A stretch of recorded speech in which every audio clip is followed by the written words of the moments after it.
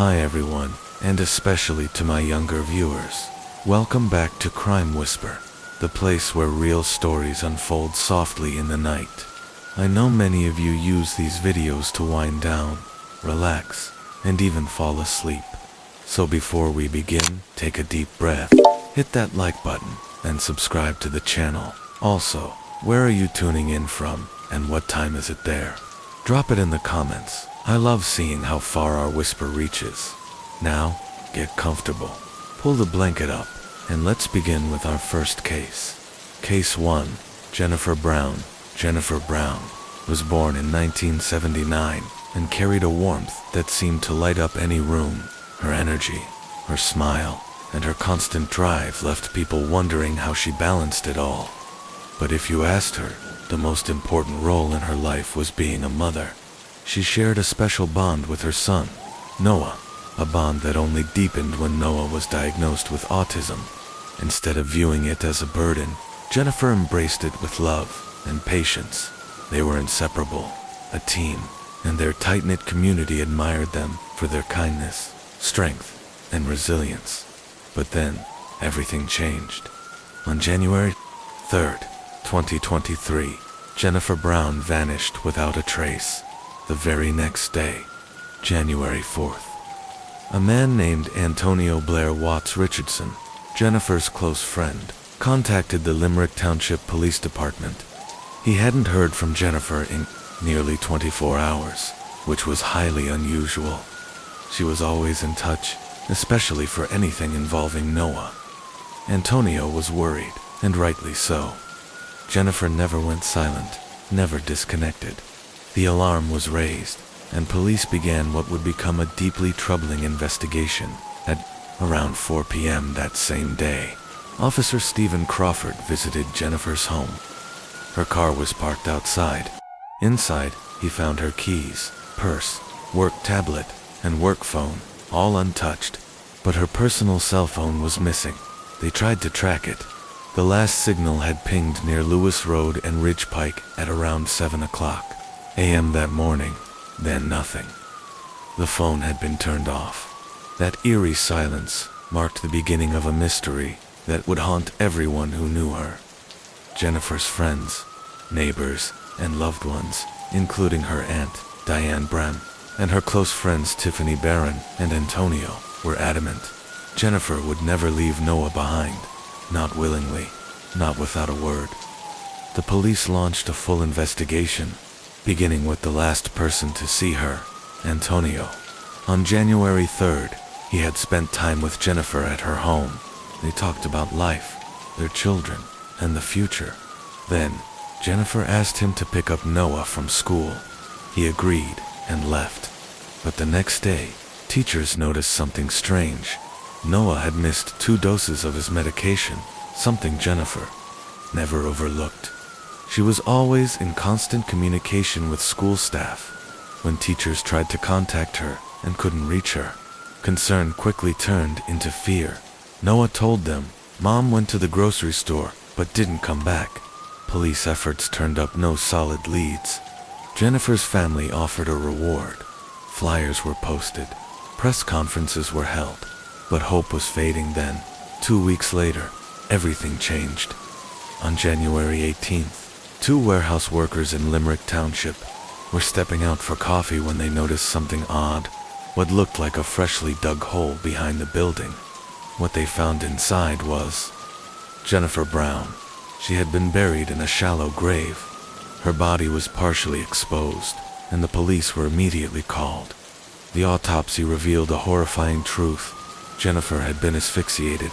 She also had 3 broken ribs, signs of a struggle. Her disappearance was no longer a mystery. It was murder. Investigators were now looking for a killer. Police began re-interviewing Jennifer's circle, but nothing new emerged. The case seemed to stall, until one unexpected voice stepped forward. Noah's teacher. She recalled a detail Noah had casually mentioned. It hadn't seemed important at first, but now it was everything. Noah told her that on the day Jennifer disappeared, when Antonio picked him up from the bus stop, he saw his mom's phone in Antonio's belongings. He recognized it. The lock screen had a childhood photo of himself. This revelation shattered everything. Police had suspected the killer took Jennifer's phone. Now, with Noah's testimony, their suspicions turned to Antonio, the man who claimed to be worried about her, the man who last saw her alive. As detectives dug deeper, the seemingly close friendship between Jennifer and Antonio began to unravel. Behind their warm smiles and shared time as parents was a hidden financial entanglement. Antonio owned a restaurant, Bird's Kitchen, which had recently failed. Jennifer had loaned him money, a lot of money. Tensions had grown between them. Jennifer wanted the money back. Antonio didn't have it. That money and the pressure might have been motive enough. More damning evidence began to pile up, leading investigators closer to the man who had once been considered Jennifer's confidant. By early 2022, Antonio's restaurant, Bird's Kitchen, had already faced financial failure. But in August of that year, he turned to someone he knew he could rely on, Jennifer Brown. Wanting to help her friend, Jennifer decided to invest in the business. The two signed a formal agreement. She would provide regular financial support, payments, roughly every 6 weeks, to help Antonio relaunch the restaurant.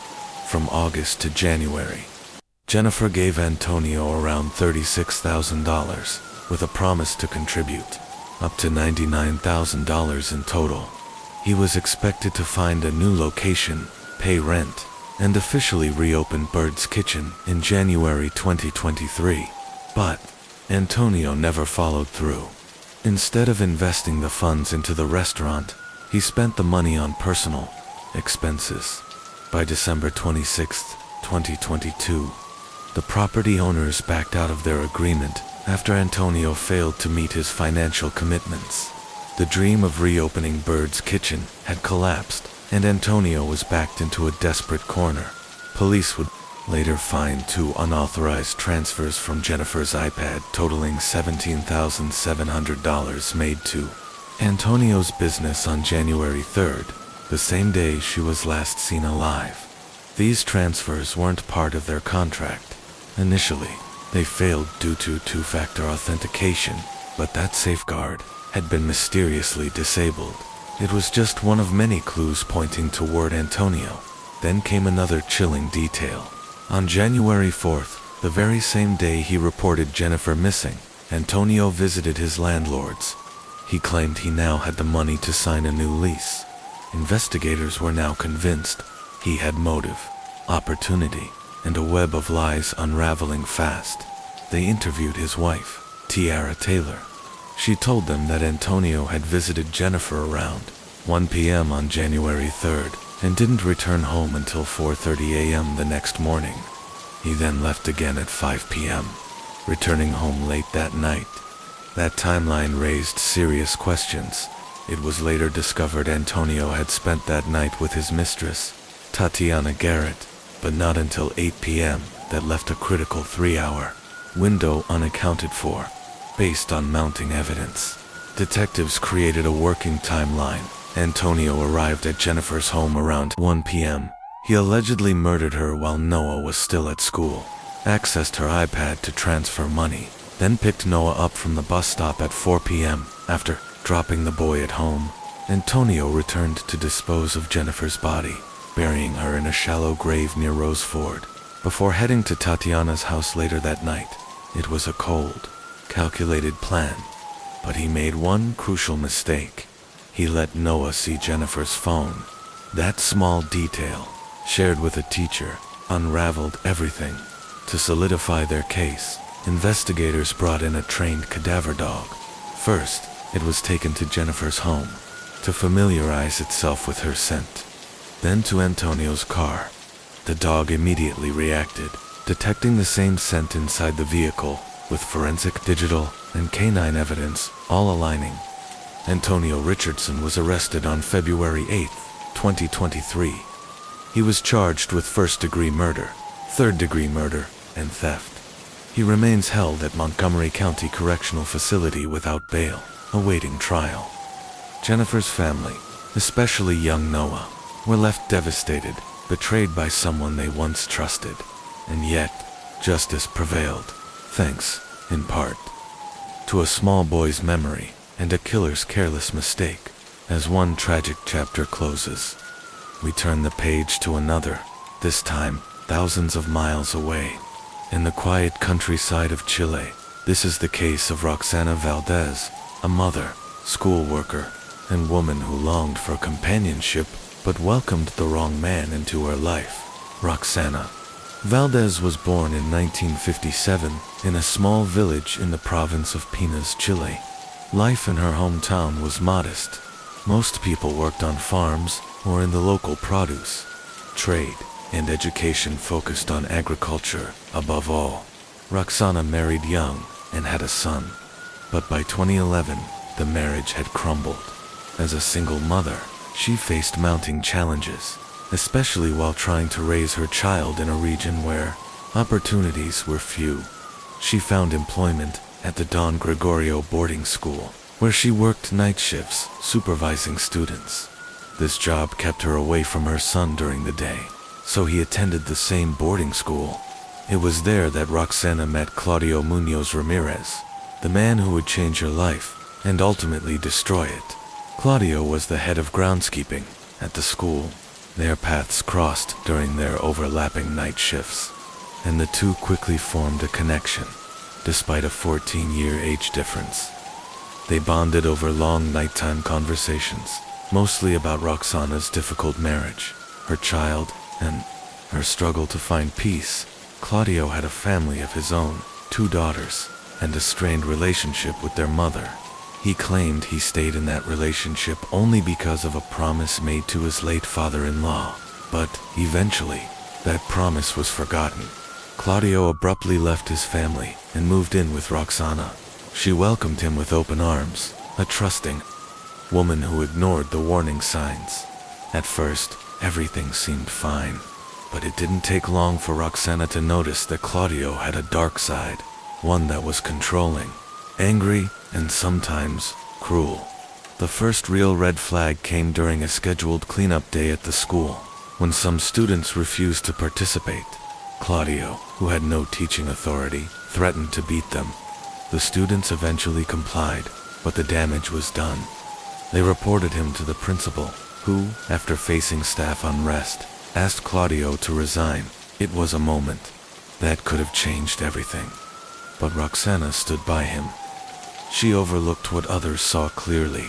Claudio was dangerous, and soon, that danger would erupt in ways no one could have imagined after being asked to resign from the Don Gregorio boarding school. Claudio's life took a downward turn. The school had been one of the few reliable sources of income in their region, and losing it was a major blow. Claudio tried to find work again in fields, at fruit bases, but every effort led to a dead end. With no other options, he and Roxana made a bold decision to leave their small village in search of a better life. They left their son at the boarding school, believing it was the safest place for him to continue his education. They didn't want to take risks by moving him with them. Not yet. The couple eventually relocated to Molina, a quiet commune a few hours south of Santiago, Chile, known for its vineyards and wine exports. Molina offered a fresh start, or so they hoped. There, Roxana and Claudio opened a small fruit kiosk near their new home. They sourced produce from local suppliers and operated the business themselves. Claudio handled logistics, sourcing and transporting fruit, while Roxana managed sales at the stand. They couldn't afford to hire help. The goods were perishable, and they feared others wouldn't be as careful. It was just the two of them, and for a while. It seemed to work, but the harmony didn't last. When Roxana found out she was pregnant, she expected warmth. But Claudio's reaction was far from that. He was visibly upset. This should have been a moment of celebration, of building a family. But instead, Claudio convinced Roxana to give the child away to her relatives once it was born. Torn between her love for him and the instability of their lives, she reluctantly agreed, but fate intervened. Roxana suffered a miscarriage, an event that marked a turning point in their relationship, Claudio became angrier, more volatile. The yelling turned into violence. Neighbors grew used to the sounds of shouting and calls to the carabineros, the Chilean police. One night, officers arrived to find Roxana partially undressed, running from the house in tears. Claudio chased after her. She confessed to them that she had been suffering physical abuse for some time, and that it had even contributed to her miscarriage. She needed psychological help, and she needed safety. But as is too often the case, time passed, and Roxana chose to forgive him. She gave Claudio another chance, one he promised he wouldn't waste. But his promises, like those to his ex-wife, meant little. Though the physical assaults decreased, Claudio's self-destruction escalated. He began drinking heavily, spending family money at local bars, having affairs, spending nights away from home with other women. Roxana held on, hoping things would get better, hoping that a child might change him. In 2013, she gave birth to a healthy baby, and for a while, her hope was fulfilled. Claudio stopped drinking. He stayed home. Their business expanded. They bought a second kiosk and even a vehicle for transporting produce. Roxana, cautious of the dangers around them, invested in firearms for protection. From the outside, things looked promising, but on the inside it was crumbling again. The drinking resumed. The violence crept back in, and this time it was worse. Roxana documented the slow deterioration in heartbreaking detail. At first, Claudio drank occasionally, but the frequency increased. The abuse became targeted, cruel, especially when he drank. He would accuse her of imagined affairs, beat her, and even sexually assault her. When Roxana became pregnant again in 2012, the stress and abuse caused another miscarriage and sent her spiraling into depression. One night, Claudio didn't return home. That night turned out to be the most devastating yet. Roxana discovered he had taken 5 million Chilean pesos, the equivalent of nearly $6,000, which she had hidden from the sale of her late mother's home. It was meant to support their family, their business, their child, but Claudio had spent it all on alcohol and brothels. Roxana was shattered when he returned home late that evening. She confronted him, but Claudio wasn't remorseful. In fact, he admitted to everything, and then hit her. Something inside Roxana snapped.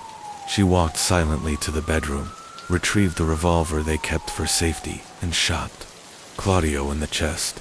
The shot was fatal, close range, immediate. In her testimony, Roxana would later admit she hadn't picked up the gun to scare him. She had picked it up to kill him. She recalled the countless times he had beaten her, assaulted her, humiliated her, and how she had stayed silent out of fear of being alone, of losing her daughter, of being left with nothing.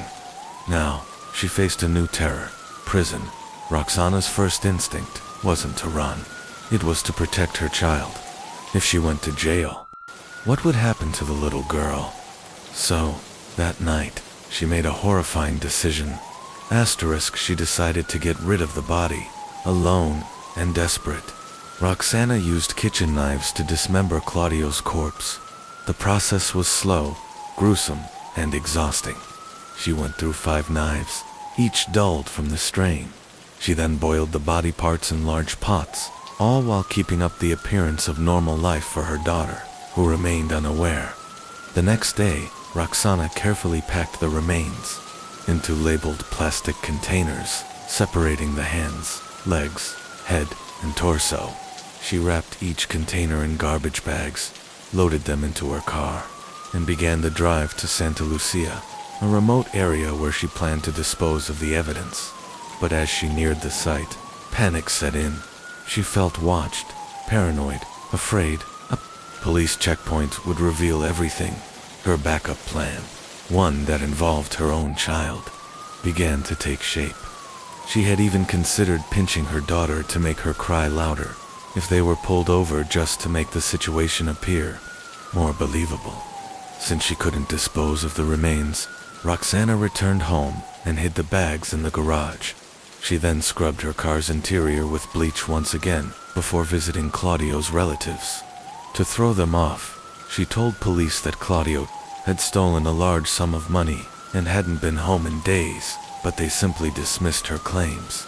Later, Roxana visited her mother and brother. Both were alarmed by her conditions. She wasn't eating, her eyes looked vacant, and she kept repeating the same questions. When asked about Claudio, the only thing she answered clearly was that he had gotten a flat tire while out buying supplies for their store. But the weight of her secret was unbearable. Overwhelmed, Roxana broke down and confessed everything to her brother. She showed him the containers hidden in her garage. Stunned and horrified, her brother refused to help her get rid of the body, afraid that doing so would make him an accomplice. He pleaded with Roxana to report the crime to the Chilean police. The carabineros and warned her that if she didn't, he would die. With no other choice, Roxana finally agreed. That night, she walked into the 4th police station to make a statement. The officers, familiar with her due to previous complaints, assumed she was there to once again report her troubled husband. But what Roxana revealed stunned them. She was arrested on the spot. News of her arrest spread quickly, attracting crowds of journalists to the station. Cameras rolled as Roxana was led out in handcuffs, visibly distressed. As she was escorted into the police vehicle, she cried out, "I was afraid he would kill me one day." At first, the case seemed straightforward. Roxana had confessed, turned herself in, and provided evidence. But prosecutor Monica Bezos was not convinced. The ease of Roxana's confession made her suspicious. She requested an extension of the arrest to allow for forensic testing, particularly to determine whether Claudio had still been alive during the dismemberment. If proven, it could result in a significantly harsher sentence. The judge approved a 60-day detention for further investigation. Meanwhile, Roxana's attorney, Carolina Gutierrez, argued that her client had acted under extreme emotional distress, by postpartum depression and years of domestic abuse. She emphasized Roxana's cooperation with the authorities and her voluntary confession as grounds for leniency. Forensic results soon confirmed that Claudio had died from a gunshot wound to the chest, debunking the theory that he was alive during dismemberment. Important detail that prevented a lengthier sentence. Another attorney, Juan Pablo Cardis, pointed out that the weapon used in the shooting had been legally registered and that Roxana had reported domestic abuse to police just 20 days after moving in with Claudio. Psychologist Rodrigo Valenzuela also submitted medical documents proving Roxana was severely mentally unstable at the time of the crime. Her deteriorated mental state, linked to the loss of 2 children, suggested she may not have been fully aware of her actions. Further forensic analysis revealed that Claudio had a high blood alcohol level at the time of death. On April 17, 2015, after a year of investigation, Roxana's trial began. She refused to testify, overwhelmed by the media frenzy surrounding the case. Prosecutors argued that the crime was brutal and deliberate, but they couldn't prove premeditation. The defense claimed Roxana had acted in self-defense after suffering long-term abuse at the hands of Claudio. The trial gripped the entire country. Prosecutor Bezos requested a 15-year sentence, but after reviewing all evidence and hearing both sides, the court sentenced Roxana to just 6 years in a correctional facility under a relatively lenient regime. Claudio's family was furious. They had expected a life sentence or even the death penalty. They criticized the prosecution for not pushing harder and dismissed any claims of domestic violence. They insisted Claudio, a financially independent businessman, would never have stolen $6,000 from Roxana. His family also claimed he had told them about Roxana's threatening behavior, including incidents where she would allegedly wave a revolver at him in a press interview. Claudio's sister blamed the Chilean state for what she called a failure of justice, comparing Roxana's sentence to those given for petty theft. Claudio's ex-wife, Giselle, also spoke out. She said Claudio had never shown violent tendencies during their years together, and claimed it was Roxana who often provoked arguments out of jealousy and insecurity. Roxana served 2/3 of her sentence before being transferred to a semi-educational facility in Talagante for good behavior. She was allowed to maintain contact with her daughter and was eventually released early. When the news of her release hit the media, it reignited public outrage. While many saw Roxana as a murderer, others believed her actions were justified given the circumstances. The country remained deeply divided. This case continues to stir debate and serves as a grim reminder of the devastating consequences that can unfold when domestic abuse is ignored. Carrie had always been known for her warmth and charm, but beneath her friendly exterior were battles with depression, bitterness, and feelings of powerlessness. Diagnosed with bipolar disorder, her condition brought significant challenges to daily life. Fortunately, by the early 2000s, her doctor found a treatment plan that allowed Carrie to manage her symptoms and live a relatively stable, normal life. Whether Carrie longed to settle down with a partner is uncertain. Perhaps, like many, she dreamed of companionship. But for someone managing a complex mental illness, the idea of commitment may have felt like a risk, one that could invite more stress than comfort. Carrie grew up in a loving home and led an active lifestyle. She was athletic and originally dreamed of becoming a doctor. But during her first medical practice session, she fainted at the sight of blood. Realizing the medical field might not be for her, she pivoted to programming and built a successful career. In the fall of 2012, she accepted a promising job offer in Omaha. However, her son Max, then in middle school, chose to stay behind in Macedonia with his grandmother to avoid uprooting his life. According to Vamy, a family friend, Carrie had a radiant smile that could light up any room, and energy that likely caught the attention of Dave Krupa when they crossed paths at an auto repair shop in November 2012. As Carrie leaned into her car, a Ford Explorer, to show Dave something, he felt an immediate attraction. Their first date followed soon after, but the budding connection was quickly interrupted by a series of texts and calls from a woman named Liz. She later showed up at Dave's apartment to retrieve some belongings. Dave explained that Liz was an ex-girlfriend he had met online about 6 months earlier. He'd ended the relationship because she was overly clingy. Carrie took it in stride. She understood that past relationships can linger and didn't seem fazed by Liz's presence. She and Dave continued seeing each other, casually. 2 weeks after moving to Omaha, they had already discussed their expectations. They were interested in a light, non-serious relationship. Liz, whose full name was Shanna Elizabeth Goliar, was the first woman Dave had met through online dating. In 2012, they each had children of similar age, but Dave quickly realized Liz wasn't compatible with him long-term. She lacked his level of education and didn't share his deeper interests. Their relationship had been physical, not emotional. As time went on, Liz became increasingly possessive, especially when it came to Dave's relationship with his children and their mother, Amy. She couldn't understand the close co-parenting bond between them. Even after the romantic relationship had ended, Liz's jealousy and emotional neediness drove Dave to create distance. It was during that distancing that Carrie entered the picture. She was not only intelligent and stylish, but also someone Dave could talk to for hours. They connected deeply and effortlessly. Liz, sensing the change, tried to win Dave back, sending messages, emails, and making frequent calls. But Dave wasn't interested in rekindling anything. He continued seeing Carrie, and they began spending more time together, often staying at his apartment, which conveniently aligned with her work schedule. Carrie was enjoying herself and appeared to be keeping things casual. But then, something changed 2 years before the shooting. On the morning of November 13th, 2012, Carrie kissed Dave goodbye before he left for work.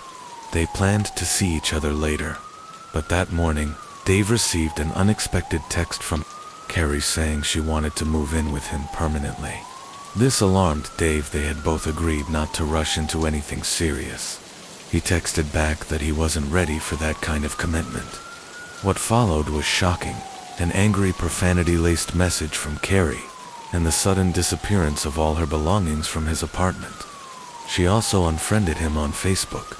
Dave assumed the relationship had ended abruptly, but the situation took a disturbing turn.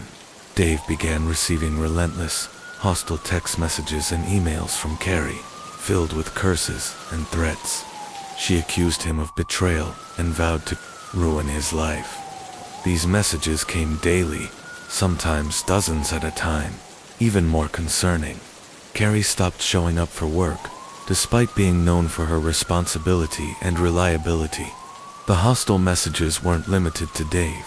Her mother and her teenage son Max also received strange updates from her. She claimed she had found a new job in Kansas and planned to take Max with her, though she insisted she needed space for now due to emotional stress. In May 2013, Carrie posted a cryptic message on Facebook, insisting she had left by choice. She said she was tired of judgment and had no intention of returning home anytime soon. She apologized to her loved ones for the pain she had caused, but stated firmly that she was a grown woman making her own decisions. Yet as the months passed, Carrie remained absent. She missed birthdays, holidays, and eventually, even her own father's funeral. Her family began to suspect that something was seriously wrong. Around this time, Liz started receiving disturbing messages, threats, and accusations. Carrie warned her to stay away from Dave. Alarmed, Liz reached out to Dave, who confirmed he had been receiving similar harassment. Carrie accused him of deception and insisted he would pay for what he had done. Some messages were chillingly specific, implying she knew where Dave was and what he was doing at that very moment. These shared experiences brought Dave and Liz into closer contact, both of them confused and unnerved by Carrie's sudden shift in personality. The messages continued angry, nonsensical, and filled with grammatical errors. This wasn't like Carrie at all. According to her mother, Carrie had always been a careful, articulate writer who prided herself on correct grammar and spelling. Something wasn't adding up. And then 3 years later, in December 2015, Liz herself was shot, but survived. The attack forced her to reassess everything that had happened, including who might really be behind the years of messages, because by then, one question had become unavoidable. Where was Carrie Farver? An unstable mental state is often a major sign of dissociative identity disorder, commonly known as split personality.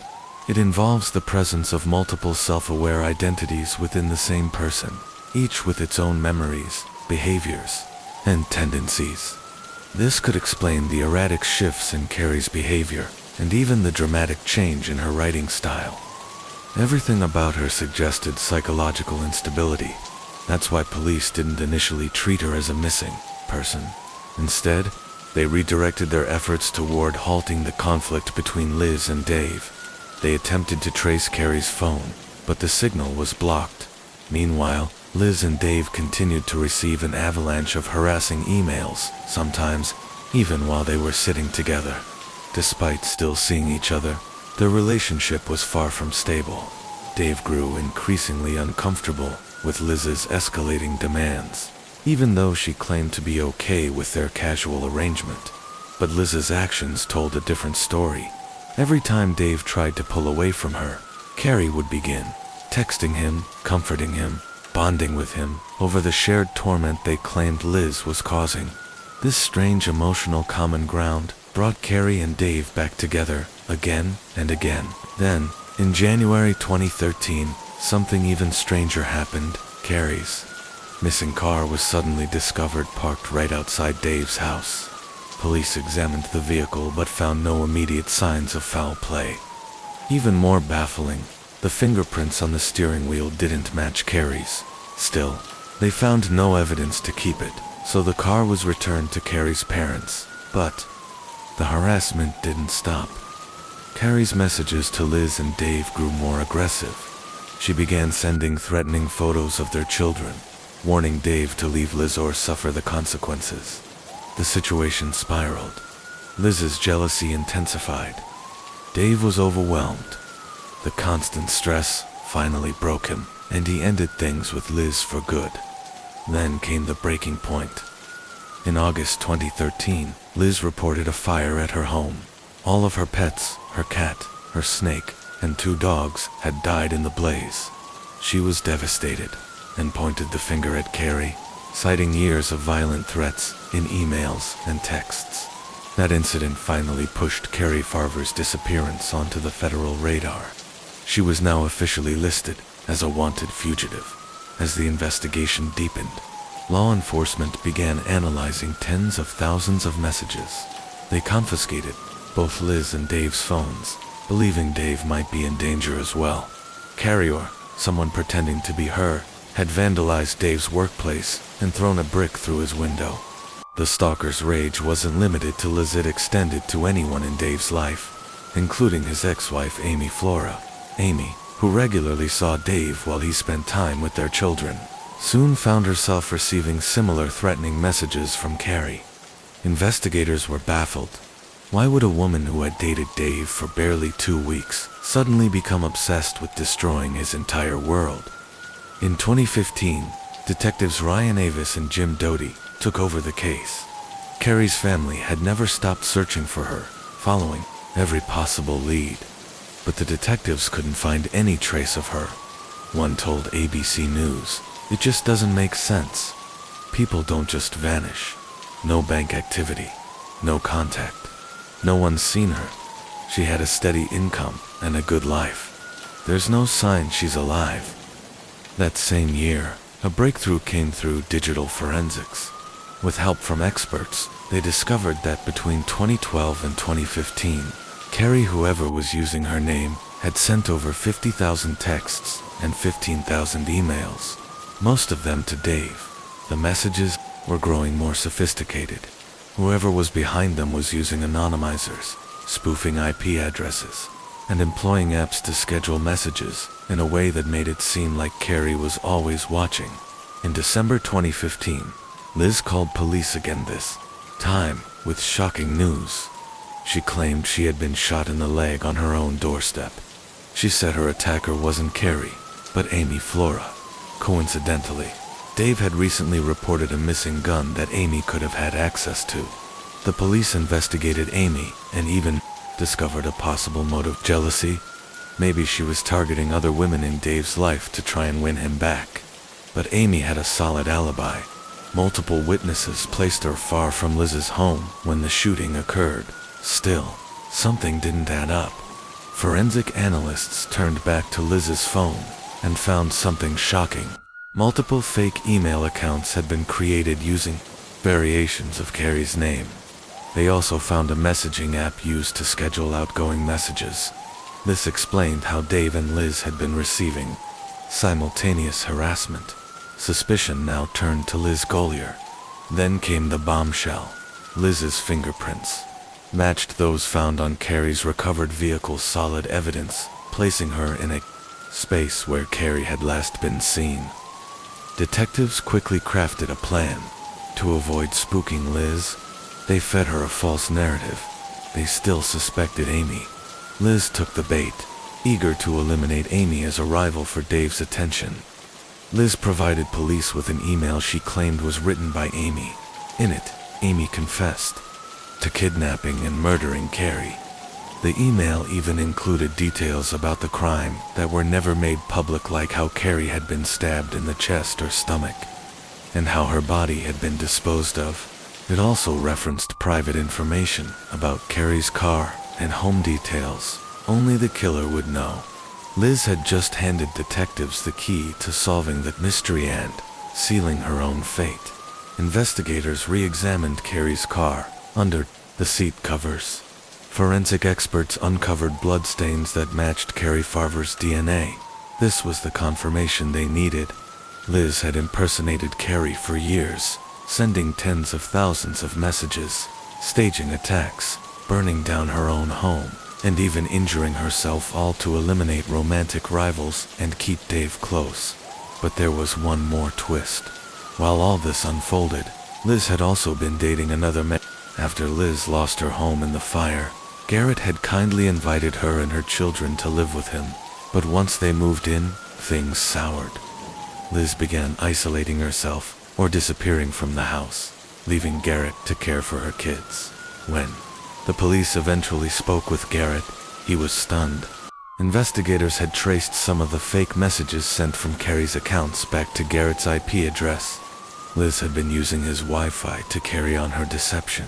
In total, Liz Goliard had spent 40 to 50 hours a week pretending to be Carrie, harassing, manipulating, and ultimately destroying lives.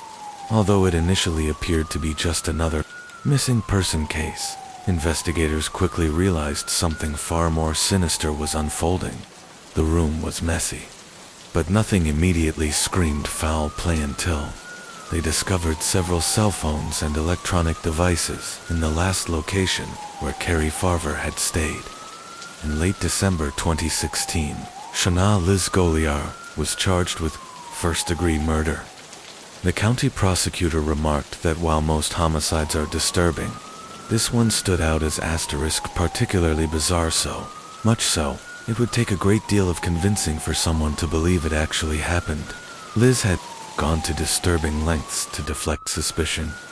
She set her own house on fire, killing her pets in the process, and even shot herself in the thigh, attempting to frame Carrie for the acts. Her attorney, James Martin Davis, argued the case against her was weak, built mostly on circumstantial evidence. There was no murder weapon, no confession, and most notably no body. Technically, there was no conclusive proof that Carrie Farver was even dead. The defense pushed for a mistrial, leaving it up to the judge to determine Liz's guilt. But the prosecution presented a mountain of complex electronic and physical evidence. One key piece was the amount of blood discovered on the passenger seat of Carrie's vehicle, consistent with someone being stabbed. More damning, investigators traced a memory card Liz had used around the time Carrie vanished, recovered from a tablet at Dave Krupa's residence. The card contained deleted photos, one of which showed a foot, clearly decomposed, with a distinct tattoo. Carrie's mother confirmed the tattoo matched her daughter's. That image became the final piece that helped convict Liz. The court found Shana, Liz Goliard, guilty of first-degree murder. The judge ruled that Carrie Farver did not disappear. Voluntarily, she was murdered. Authorities believe Liz killed Carrie out of jealousy, allowed her body to decompose, and then burned the remains to erase all evidence. She then used Carrie's phone and social media accounts to impersonate her for years, fabricating a narrative that Carrie was alive but unstable. The goal: manipulate Dave Krupa into coming back to her. When that failed, Liz targeted another woman Dave had begun dating. But Liz had spun too complex a web, and eventually, she was caught in her own trap. In addition to the murder conviction, Liz was also found guilty of arson for setting her own home ablaze in 2013 and attempting to blame Carrie. The fire destroyed the house and claimed the lives of her pets, adding another 20 years to her sentence. She is now serving life without the possibility of parole at the Nebraska Correctional Center for Women. Liz continues to maintain her innocence. Dave Krupa later revealed he had received thousands of emails and text messages, all signed with Carrie's name, over the years. Ironically, he noted that Carrie had never shown any signs of stalking during their brief relationship, unlike Liz, whose behavior had long raised red flags. And what became of Carrie Farver's son, Maxwell? According to his LinkedIn profile, he followed in his mother's footsteps and pursued a career in tech. He graduated from the University of Iowa with a degree in software engineering and data science. Now married, he appears to be building a new life, though the pain of the past likely lingers. Dave, on the other hand, has chosen to live quietly, away from the public eye. He maintains no social media presence and avoids the spotlight entirely. This disturbing case is a haunting reminder of how manipulation, obsession, and control can twist reality beyond recognition.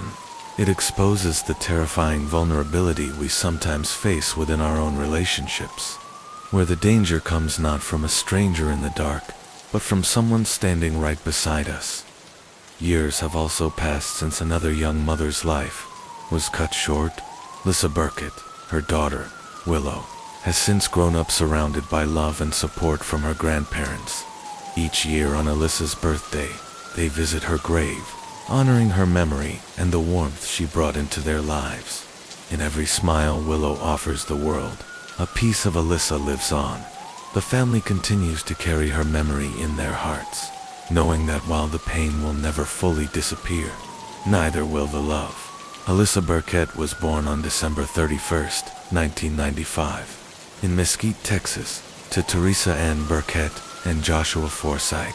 She was the middle child in a blended family of 3 sisters, Nikki, Madison, and Taylor, and 2 brothers, Landon and Tyler. From a young age, Alyssa was full of life and creativity.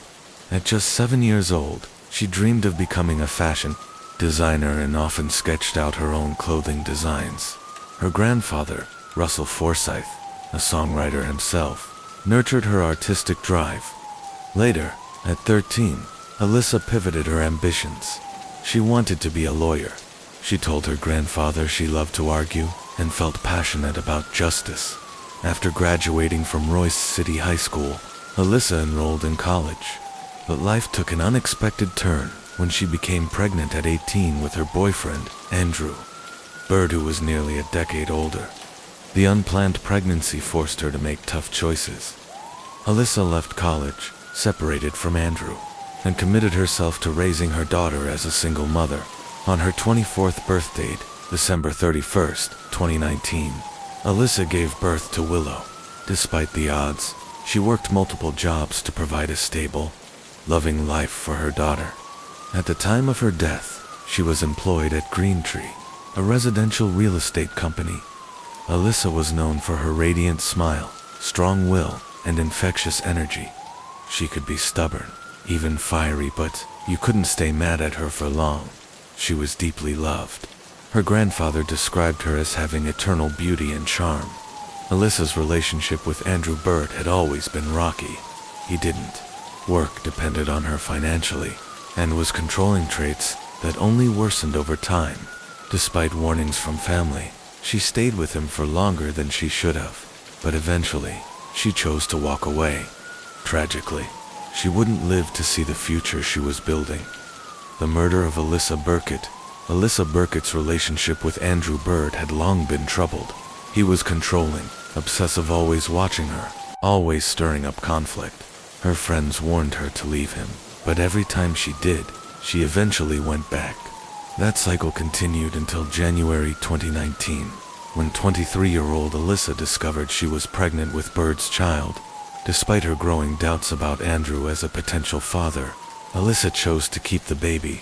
Eventually, she broke things off for good, deciding to raise her daughter alone. On December 31st, 2019, she gave birth to a beautiful baby girl, Willow. With the help of her family, especially her grandparents, Lisa focused on giving Willow a peaceful, stable life. She kept Andrew at a distance, seeing him as unreliable and potentially dangerous. But Andrew Bird wouldn't go quietly. He launched a bitter custody battle, vowing to do whatever it took to get full custody of Willow. Alyssa feared him. She worried that he might retaliate if he didn't get his way. In April 2020, just 4 months after Willow was born, 22-year-old Holly Elkins entered Andrew's life. She moved in with him almost immediately and began inserting herself into every aspect of his world, including the fight for custody. Elkins saw Alyssa not just as competition, but as an obstacle to be removed. She made it clear she intended to replace Alyssa as Willow's mother. Elkins grew increasingly hostile and obsessed. She insulted Alyssa constantly, calling her a liar, a bad mother, stupid, and manipulative. She pressured Bird to act, telling him he needed to deal with this mess, even demanding that he go or die for her, a chilling ultimatum Alyssa would never know about. Together, Bird and Elkins began a relentless campaign to destroy Alyssa's life. They planted a GPS tracker on her car and began monitoring her every move. Elkins called 911 anonymously to report Alyssa for allegedly driving erratically. Another time, she went to the police herself and falsely accused Alyssa's mother of physically assaulting her. To support her story, she even scratched her own chest. They hired a private investigator to dig up dirt on Alyssa and her new boyfriend. When that failed, they planted drugs and unregistered weapons in her car, then called the police to report that Alyssa was stealing from her trunk. Alyssa was terrified. During questioning, she broke down in tears, insisting she had no idea how anything got there. She was certain Andrew was behind it, but she couldn't prove it. By September 2020, the situation was spiraling into something even more sinister. On September 10th, Andrew Bird and Holly Elkins visited a sporting goods store where Bird paid cash for a black raincoat, the one he would later wear during the attack. 4 days later, they went to a pharmacy where Elkins purchased dark foundation and other makeup items, clearly to disguise Bird's appearance. Police later found those cosmetics in his vehicle, along with used wipes containing traces of the makeup done. On September 19th, the pair bought shotgun shells and a large Camillus hunting knife from a hardware store, the same weapons Bird would bring to Alyssa's workplace. Elkins kept up the pressure with a barrage of messages, repeatedly pushing him to act. Go or die, she texted him again. Their relationship, she warned, depended on him following through. Bird began researching how to remove gunpowder residue from his hands. He didn't want to leave any trace. He purchased a used black Ford Expedition for surveillance and to use as a getaway vehicle. The seller would later identify Bird without hesitation. The day before the attack, Bird even crafted a homemade silencer for his .22 caliber pistol, though he never ended up using it. Still, the message was clear. This wasn't a spontaneous crime. It was planned, calculated, and methodical. Then, on the morning of October 2nd, 2020, Andrew Bird put the plan into motion.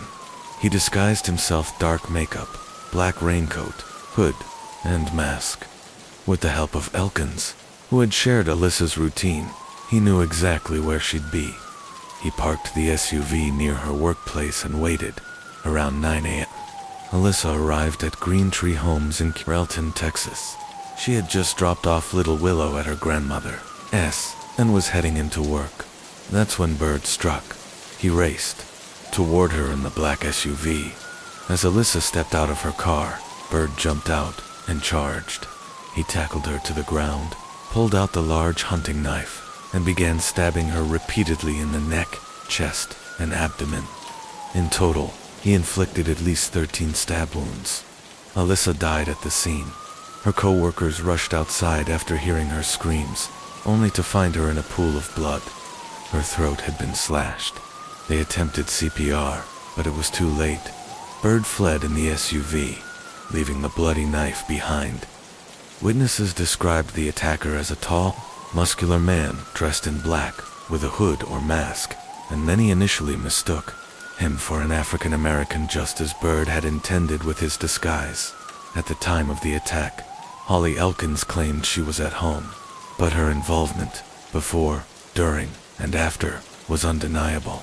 Together, they had executed a brutal plan to eliminate the mother of a child they wanted all to themselves. Alyssa Burkett was just 24 years old.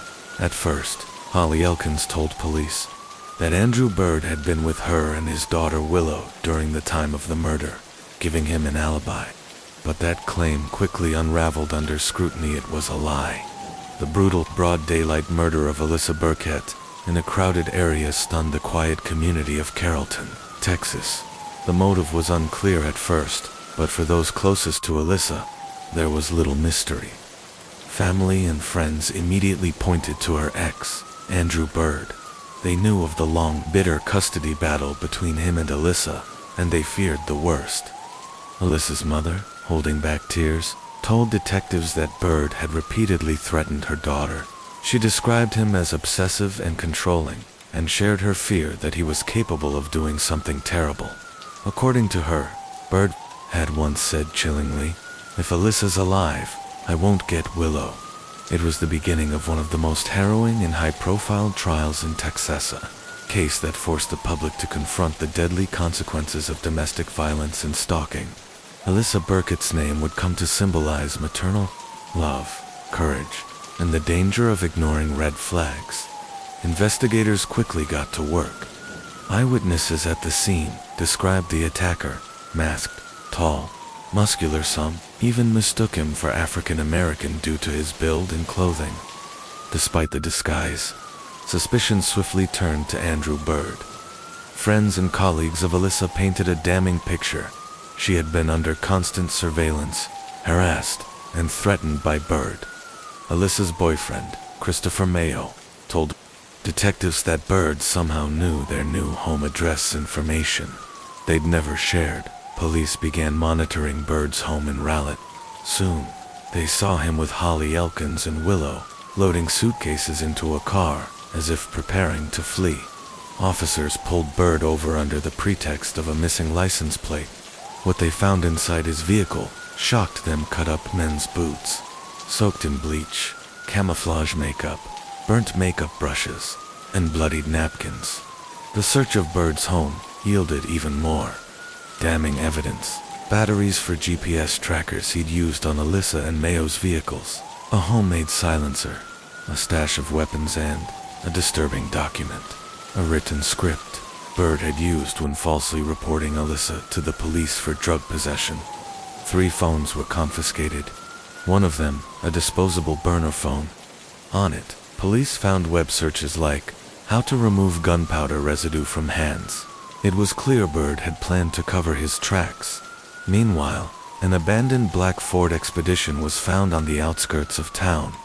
Inside, Alyssa's blood, fragments of a fake beard with Bird's DNA, and a sawed-off shotgun, the murder weapon. Bird's fingerprints were also found on a hunting knife in the car. The seller of the SUV confirmed Bird had purchased it, paid in cash, and appeared to be in a hurry. Investigators now had overwhelming evidence, but they weren't stopping with Andrew Bird. They wanted justice from his accomplice too. Electronic messages between Bird and Holly Elkins revealed a dark partnership. She hadn't pulled the trigger, but she had fueled the fire. The investigation continued for months, with prosecutors carefully piecing together every shred of evidence. When the trial finally began in June 2022, nearly 2 years after Alyssa's death, a courtroom was packed. In the dock sat 35-year-old Andrew Bird and his 23-year-old fiancée, Holly Elkins. The charges: first-degree murder, stalking, and conspiracy. From the outset, prosecutors made their intentions clear. They would seek the harshest possible punishment. In their opening remarks, they painted a chilling portrait of a cold, calculated conspiracy to murder a young mother. A key witness was Christopher Mayo, who spoke in detail about the relentless harassment he and Alyssa endured. He shared how Alyssa had told him more than once, "If something happens to me, know that Andrew did it." Friends and co-workers backed this up. Alyssa had often confided in them about feeling watched, followed, and unsafe. Forensic experts then presented physical evidence linking Bird directly to the murder: DNA, fingerprints, traces of disguise, GPS trackers, and weapons. But perhaps the most incriminating piece of evidence came from the digital world: messages between Bird and Elkins. Their tone was chilling. "I hope you can handle this," Elkins wrote. "Do it or die for me. This be asterisk asterisk asterisk must disappear." These were not the words of a bystander. They were the instructions of an instigator. Bird's defense attempted to downplay the murder, arguing he only meant to scare Alyssa and lost control in the heat of the moment. They pointed to his emotional distress and the strain of the custody battle. But that defense was undone by the cold planning evident in his search history and messages. Elkins, for her part, denied involvement and clung to her alibi. But her claims fell apart when the messages she'd sent were read aloud in court. Her words betrayed her. Ultimately, Bird chose to plead guilty to the most serious charge, perhaps hoping to avoid a life sentence. When he described the crime, it was with a disturbing lack of emotion.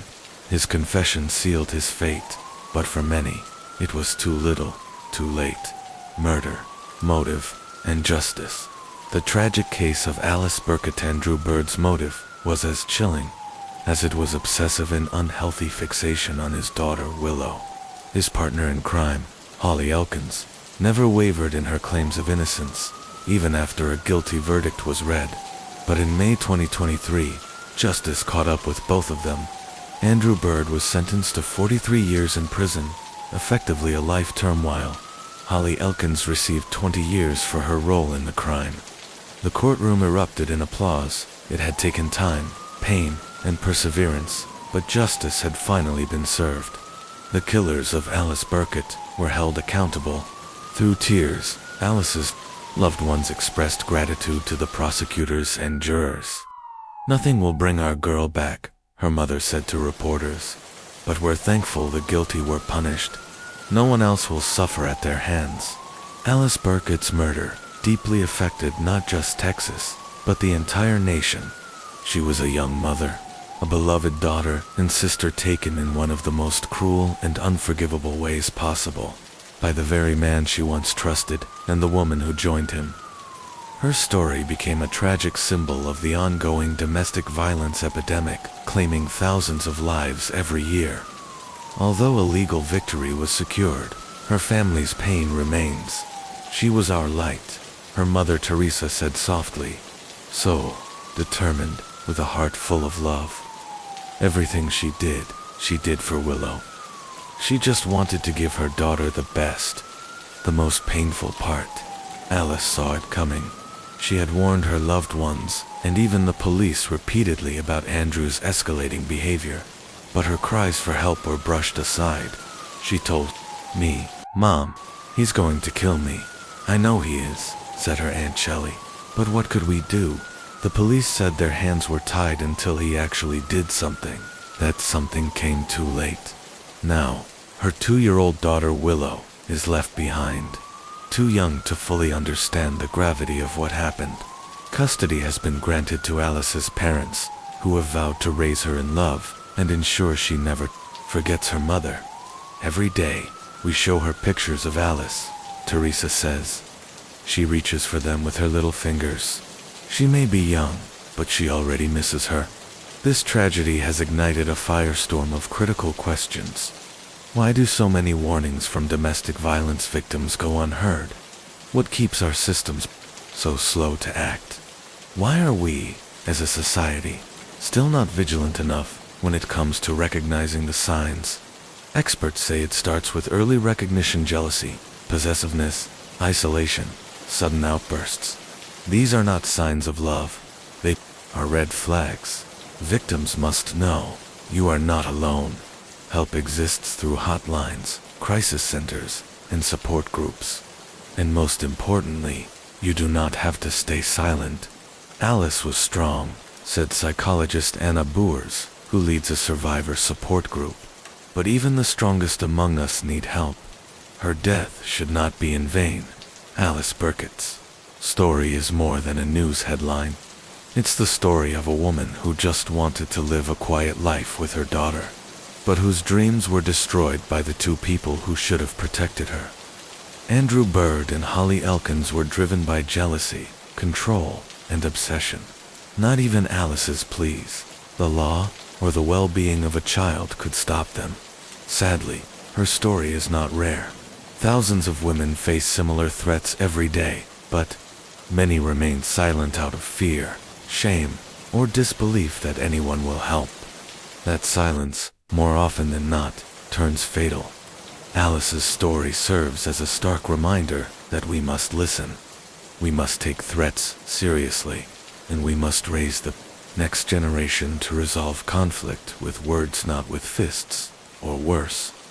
I don't know if Willow will ever understand why her mother died, said her Uncle Landon at the funeral.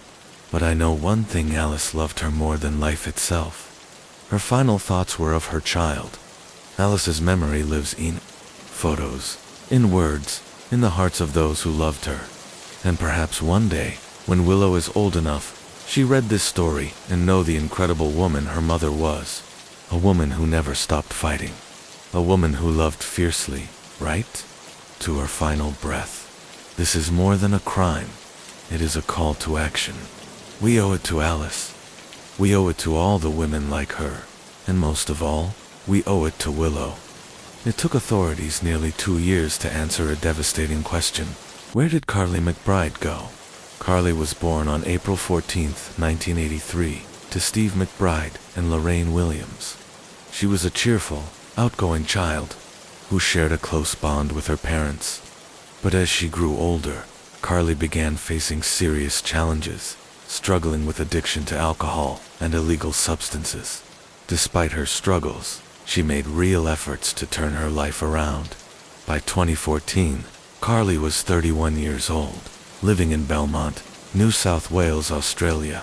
She was the mother of 2 children, a 7-year-old son named William and a 3-year-old daughter, Cadence. The children had different fathers, but specific details about Carly's relationships with them are limited. However, we do know that Cadence's father, Andrew Easton, was one of the last people to see Carly alive. In 2013, Carly had checked herself into a rehabilitation center. There, she met a man named Essa, friendship that gradually developed into a romantic relationship. From August 2014 onward, Carly and Ess were nearly inseparable. Though they had occasional arguments, everything appeared stable on the surface. On September 30th, 2014, Ess drove Carly to Muswellbrook, where her daughter Cadence lived with Andrew Easton. Carly was planning a short visit and entered Andrew's home at around 12:30 p.m. Did not stay, but agreed to return in a few hours to pick her up. When Ess came back, Carly was gone. According to Andrew Easton, the two had argued, and Carly had decided to leave. She allegedly said she was heading to a nearby McDonald's, about a 20-minute walk away. But something felt off. Carly hadn't called or messaged Ess, which was unusual. She normally checked in multiple times whenever she visited her daughter. Concerned, Ess called her repeatedly. When she didn't pick up, he drove to the McDonald's, hoping to find her waiting. He scanned the streets, looking for any sign of her. Nothing. She wasn't at the restaurant or anywhere nearby. Ess eventually contacted the police. He told them, every time I dropped her off, she'd go to the front door with her daughter, wave me off, then call and text to let me know she was okay. But that day it was different. I never heard from her again. Not a single thing.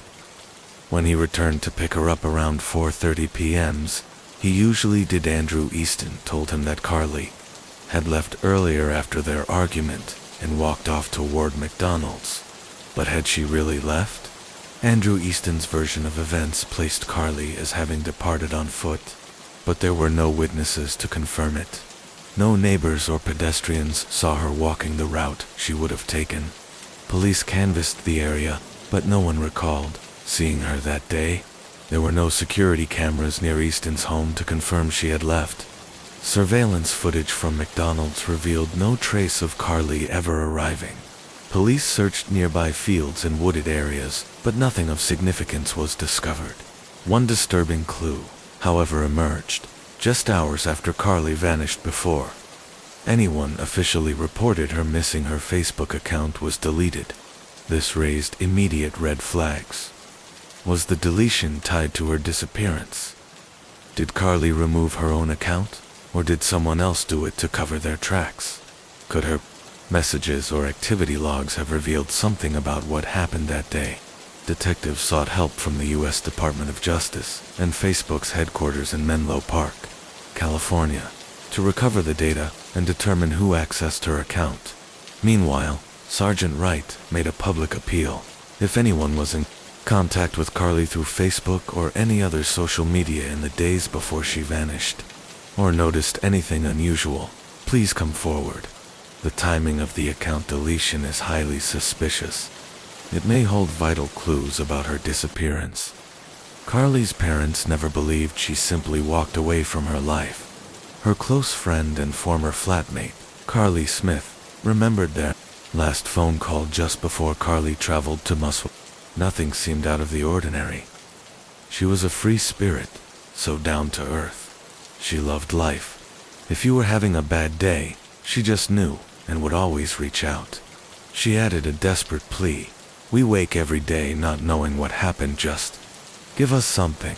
Someone out there must know. In the days following Carly's disappearance, police launched an extensive search. Canine units scoured the area. Divers examined the Hunter River. Drones and patrol bikes covered rugged terrain.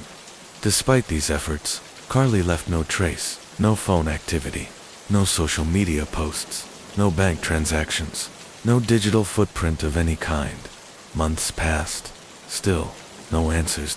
Eventually, investigators began to suspect the worst, that Carly McBride was no longer alive. Carly McBride's parents never gave up hope. In the early days of her disappearance, they stood beside Detective Inspector Timothy Seymour, publicly appealing for help. Her mother, Lorraine Williams, held back tears as she pleaded, "If you know anything, even the smallest thing, please come forward and help us." Carly's father, Steve McBride, echoed the sentiment. "We're coping the best we can," he said. But the family dynamics were complicated. Carly's two children had different fathers, and Steve admitted they hadn't had much contact with the kids. "We're hoping that changes. We want to be there for them," he added. Detective Seymour acknowledged the tireless work that had gone into the investigation. "We've collected a wealth of information," he said, "but a key breakthrough may still come from someone who believes what they know is insignificant." As time passed, hope dimmed. Carly's parents began to accept the painful possibility that they might never see their daughter alive again.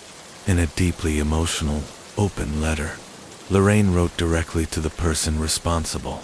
"I don't believe there's a single person who doesn't know what happened to my bub. Whoever you are, you've taken her away from her children, from their laughter, their joy, and their safety. They'll never again feel her warm hugs or hear her beautiful belly laugh. You robbed them of their mother, their lifeline. We're left drowning in questions and grief. We can't even grieve properly.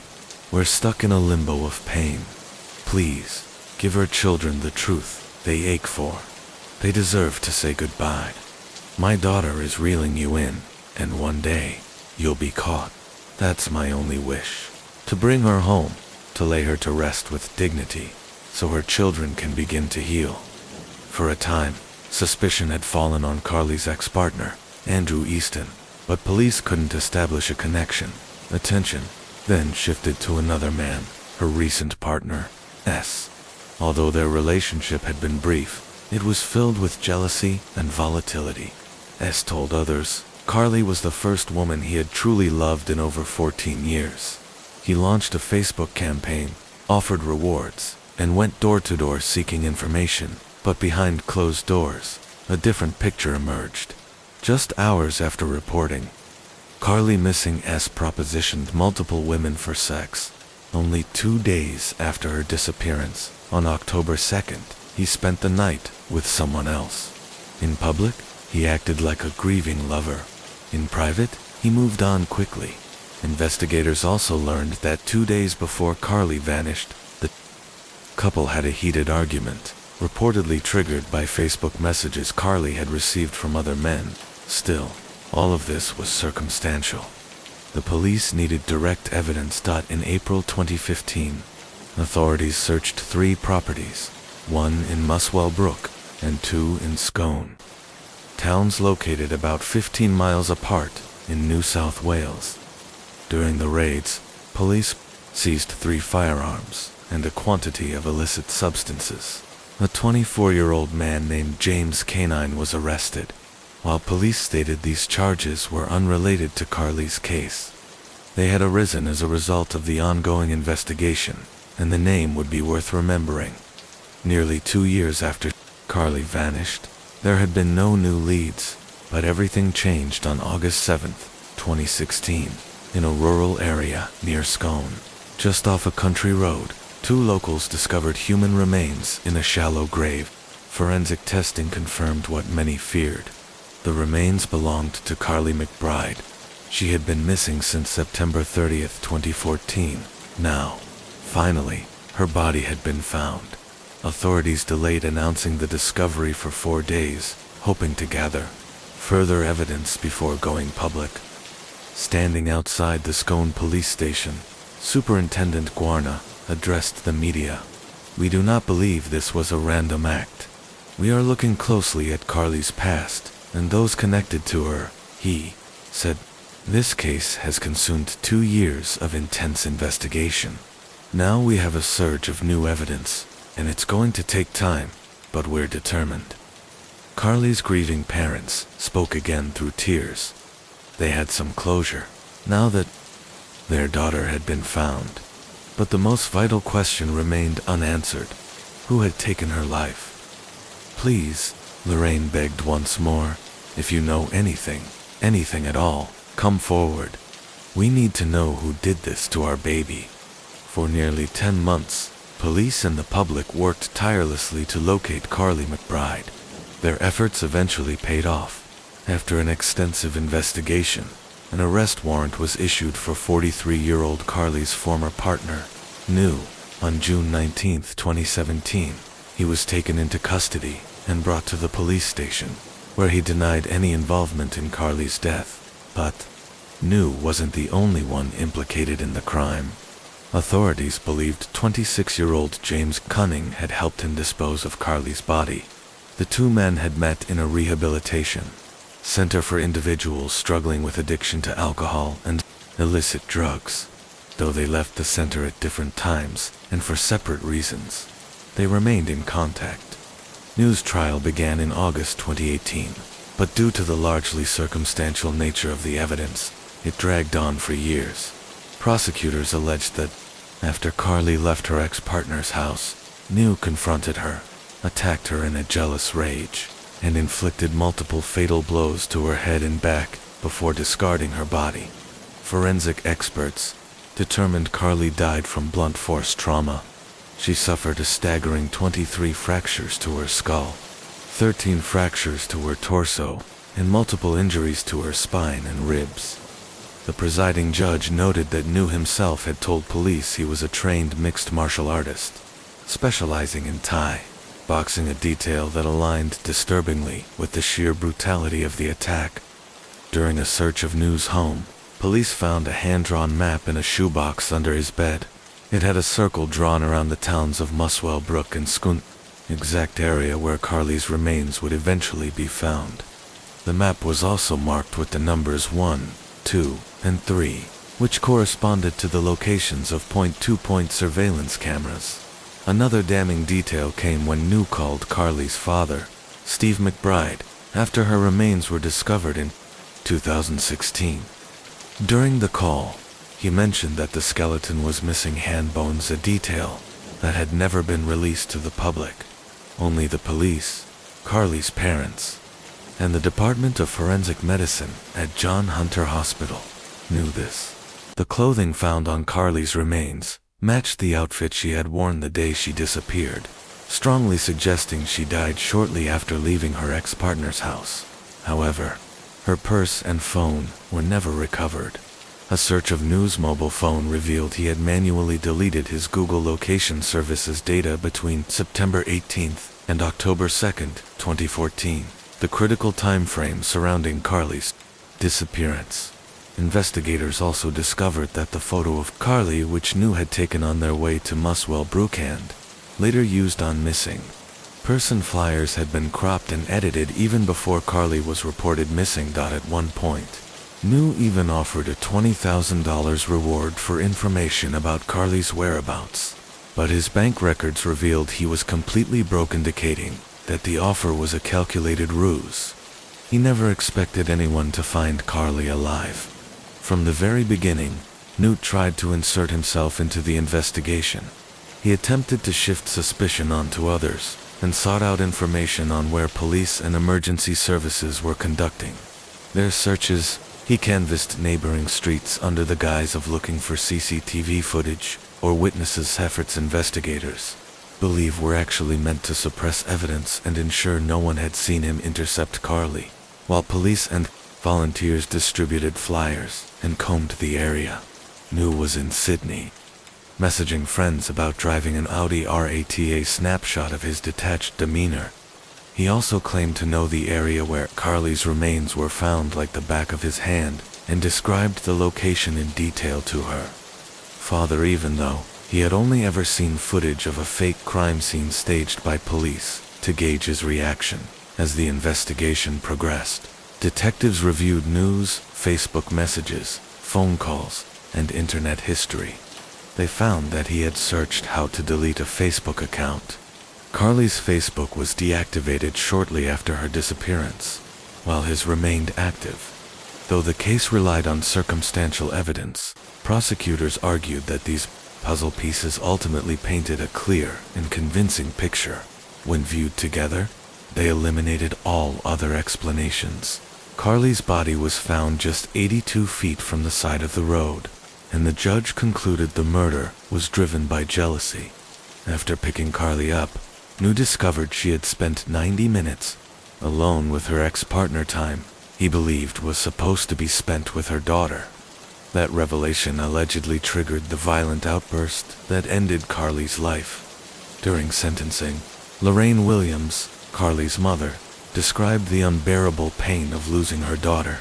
She said she had lived in a fog of grief and anxiety for 2 years, waiting for Carly to come home to her 2 young children. The day she saw Carly in the morgue, she said, was the worst day of her life. Carly should be here, living her life with her children, her sister, her father, and me, Ms. Williams said. After today, I never want to hear, speak, or see the man who took my daughter's life ever again. He no longer has any power over me. I will miss Carly every second of every day for the rest of my life. In December 2021, nearly 7 years after reporting her missing, New was found guilty of Carly's murder. He was sentenced to 27 years in prison, with parole eligibility in 2038. After the sentence was handed down, New turned to the judge and restated his innocence. I understand the verdict, Your Honor. I'm innocent. From the day I reported Carly missing, I've been compliant with police, the courts, the jails, everything. And I've now been found guilty of a crime I did not commit. Someone else did this, and it wasn't me. Now, I've got a big struggle ahead to try and clear my name. Meanwhile, James Cunning, who had assisted in disposing of Carly's body, also denied involvement. But in July 2022, a jury found him guilty as well. The judge said Cunning had lied to police during 3 separate interviews, creating a false alibi for New, and had deleted key data from his phone to cover his tracks. At the time of his conviction, Cunning was already serving a prison sentence for illegal weapons possession and drug-related offenses. Though his photo remains unavailable, his role in covering up Carly's murder is now cemented by the court's verdict. In November 2022, the now 31-year-old Cunning was sentenced, closing one more chapter in a case that left a family shattered and a community heartbroken. There was almost no visible reaction when Harold Landry was sentenced to 7.5 years in prison with a 4-year parole period. For Carly's parents, the verdict brought little comfort. Justice may have been served in a legal sense, but nothing, no sentence, no closure could ever bring their daughter back. But long before that, another trial had captivated and disturbed the public. On February 5, 2010, at York Crown Court, the murder trial of Harold Landry began. He stood accused of taking the life of his wife, Lucy Davis. The final hearing of this grim saga unfolded in early February 2011 at Wolverhampton Court, where the air inside the courtroom was thick with tension. Presiding over the case was Judge David Fitt, a man known for his unflinching demeanor and firm decisions. In the center of it all stood Harold Landry, 64 years old, a broken man under the weight of unspeakable accusations. Prosecutor Rachel Brand delivered her case with icy precision. Every fact she presented painted a disturbing picture of escalating violence, jealousy, and emotional breakdown. Her words left little doubt. Harold Landry was no longer the loving husband he once appeared to be. He was a man consumed by darkness. Harold had been convicted of murdering his 38-year-old wife, Lucy Davis, a woman he had once vowed to love and protect. That vow, prosecutors argued, was shattered in the most brutal way possible. Even Harold's longtime friend and attorney, Pete, found the burden of defense too great to bear. He handed the case over to a more experienced lawyer, Andy Childs, who now faced an uphill battle to prove that Harold's actions were not premeditated murder, but the tragic result of uncontrollable emotional rage. Throughout the trial, Harold was a picture of sorrow. He wept openly, often professing his deep love for Lucy, expressing anguish and remorse. He pleaded guilty to manslaughter, hoping to lessen his sentence by portraying the incident as a tragic outburst rather than a calculated crime. But the prosecution came armed with evidence that told another story. Photographs of Lucy's injuries, each one more horrific than the last. These images spoke louder than any testimony. They portrayed a level of brutality that couldn't be explained away by grief or emotional turmoil. In the end, the court was unmoved. Harold Landry was sentenced to life in prison. The decision closed the legal chapter of Lucy Davis's story, but it could never undo the devastation that lingered. It served as a haunting reminder of how quickly love can unravel into violence, how the home, meant to be a place of safety, can become a site of terror. Lucy Davis's story didn't begin with tragedy. It began with light. She was born in 1971 in the postcard-perfect town of Pontycymer, nestled within the rolling Welsh countryside. From her earliest days, Lucy was surrounded by love. Her parents, Roger and Andrea, built a warm and stable home.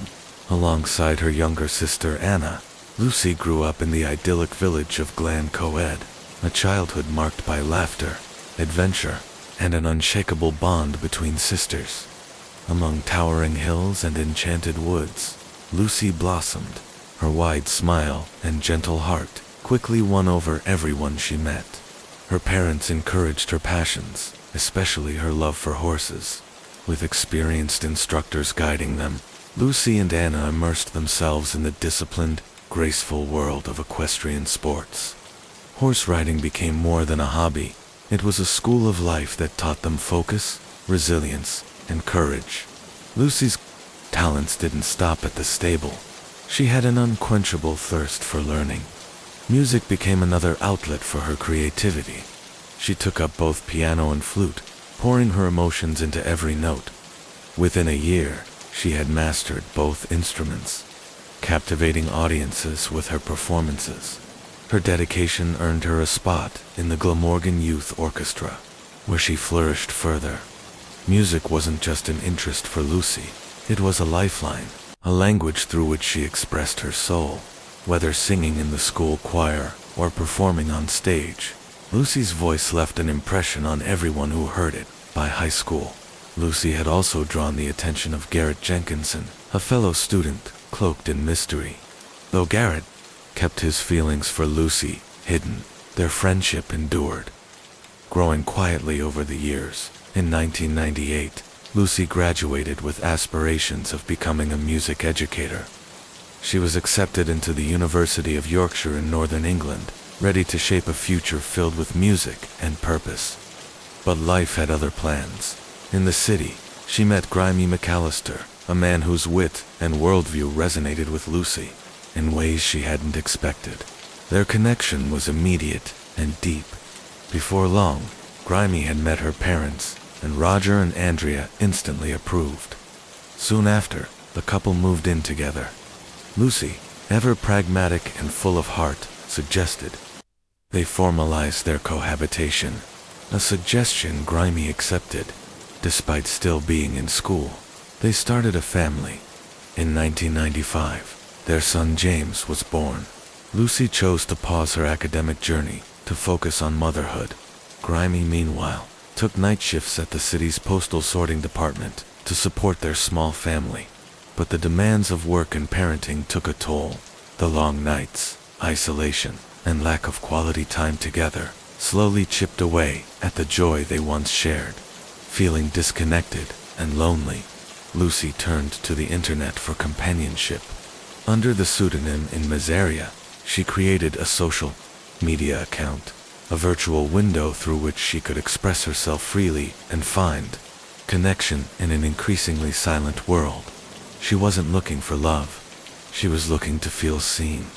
But what she found instead would alter the course of her life forever. Immersing herself in a virtual world, Lucy found a space where she could finally open up, a place to share her past, her pain, and slowly forge new friendships. It was here, in this digital realm, that she first encountered Harold Landry. Harold was 53, a self-made entrepreneur from Louisiana whose life story read like something out of a novel. From modest beginnings, Harold's relentless drive propelled him to create a booming company that manufactured hydraulic equipment for oil giants across the southern U.S. His grit earned him not only wealth, but status, and eventually, billionaire recognition. Their conversations left Lucy enthralled. Harold's stories of determination, success, and generosity captivated her. But their growing connection was not without complications. The age gap, the difference in their social circles, and Harold's extravagant lifestyle created tension between them. He owned property in Mexico, indulged in eccentric hobbies, and his past remained cloaked in mystery. Twice married, twice divorced, yet no mention of children. Then, in 1992, Harold's life took a sharp turn. After divorcing his second wife, he met Geraldine Price, a Mexican-born woman 20 years younger, and married with 2 children. Harold, however, had a way of getting what he wanted. On February 6, 1994, he treated Geraldine to a romantic dinner in New Orleans. They left their kids with a babysitter named Christian Hurton and shared an evening free from responsibilities. As Harold drove Geraldine home, he kindly offered Christian a ride back, but that small gesture would lead to chaos. Unbeknownst to them, Geraldine's husband, Chris Price, had been tailing the couple.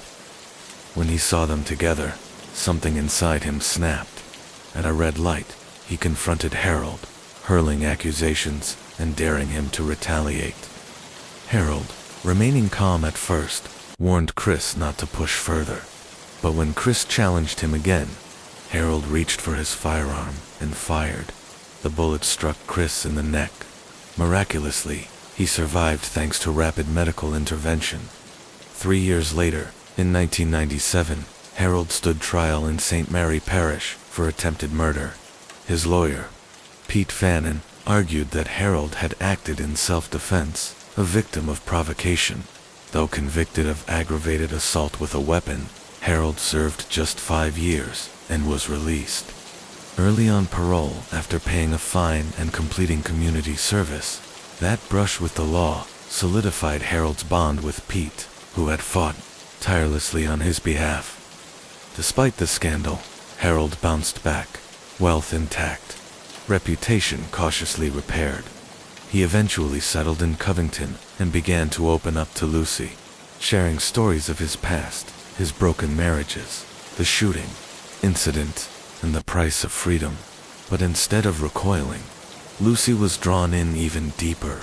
With her previous relationship to Grimmy finally behind her, Lucy and Harold's bond intensified. Determined to avoid drama, Harold tried to keep their romance low-key. In the early 2000s, he traveled to England to meet Lucy's parents, Roger and Andre. Though surprised by the age difference, they offered quiet support. Choosing not to interfere, Harold expressed his love through extravagant gestures, luxury jewelry, expensive gifts, and promises of a bright future. So deep was his love that marriage became an ever-present thought, but he wanted everything to be perfect, in a grand gesture. Harold invited Lucy, her son Jameson, and even Grimmy, on a lavish vacation to Mexico. It was more than a holiday. It was Harold's version of paradise. Pete, his trusted friend and attorney, had an apartment nearby, making the trip feel secure. Harold was already preparing for a proposal. He'd bought a diamond ring and shared the news with Pete, though Pete had his doubts about Lucy's loyalty. She was still in frequent contact with Grimmy. Blinded by love, Harold proposed anyway. Lucy said yes. By mid-2003, they were married, moving into a $1 million estate in Warshire County. Their family life flourished. Harold treated Jameson like his own, and not long after, they welcomed a baby girl, Hearth, the light of their lives. Neighbors like Rachel Clark and Stephen Kennedy described the family as close-knit, generous, and happy. But behind closed doors, things began to shift. Harold grew controlling, expecting Lucy's obedience. But Lucy had always been strong-willed. She pushed back. Arguments became routine. Jameson, still young, was caught in the crossfire. And as tensions rose, so did the couple's drinking. The neighborhood noticed the chaos. Ironically, when the shouting stopped, many believed the couple was making peace. But inside the home, silence was just another symptom. By 2009, Lucy found emotional refuge in a familiar place, the digital world. She reconnected with Garrett, a childhood friend, through social media. Their conversations grew deeper, sensing the emotional distance. Harold left for Mexico, hoping absence might reset things. But in his time away, Lucy invited Garrett to visit, something Harold hadn't anticipated. When Harold returned, Lucy blindsided him with divorce papers. And soon after, he began an affair with their neighbor, Rachel Walbin. The divorce turned ugly. Property battles, emotional arguments, and buried truths spilled out. Lucy was adamant about keeping the house for their children. Harold, bitter and betrayed, insisted on selling. Their war of words intensified. In the heat of these disputes, Lucy revealed even more about Harold's past, dark, troubling details that fueled the bitterness. Eventually, Garrett invited Lucy to visit him. In Wales, she didn't hide the messages from Harold. He read them, and despite Lucy's attempts to repair their crumbling relationship, the damage had been done. The tension at home became unbearable, for Lucy, for Harold, and especially for Jameson and Hearth. On the evening of February 1st, 2010, things reached a breaking point. Harold had been drinking, and by nightfall, something inside him snapped. Segment 1, the murder of Lucy Landriette. It was around 9 p.m. when Harold returned from work to find a package had been mistakenly delivered to his home. It belonged to his neighbor, Stephen Kennedy. Noticing Harold was home, Stephen walked over to collect the parcel. Harold welcomed him in warmly and offered him a drink.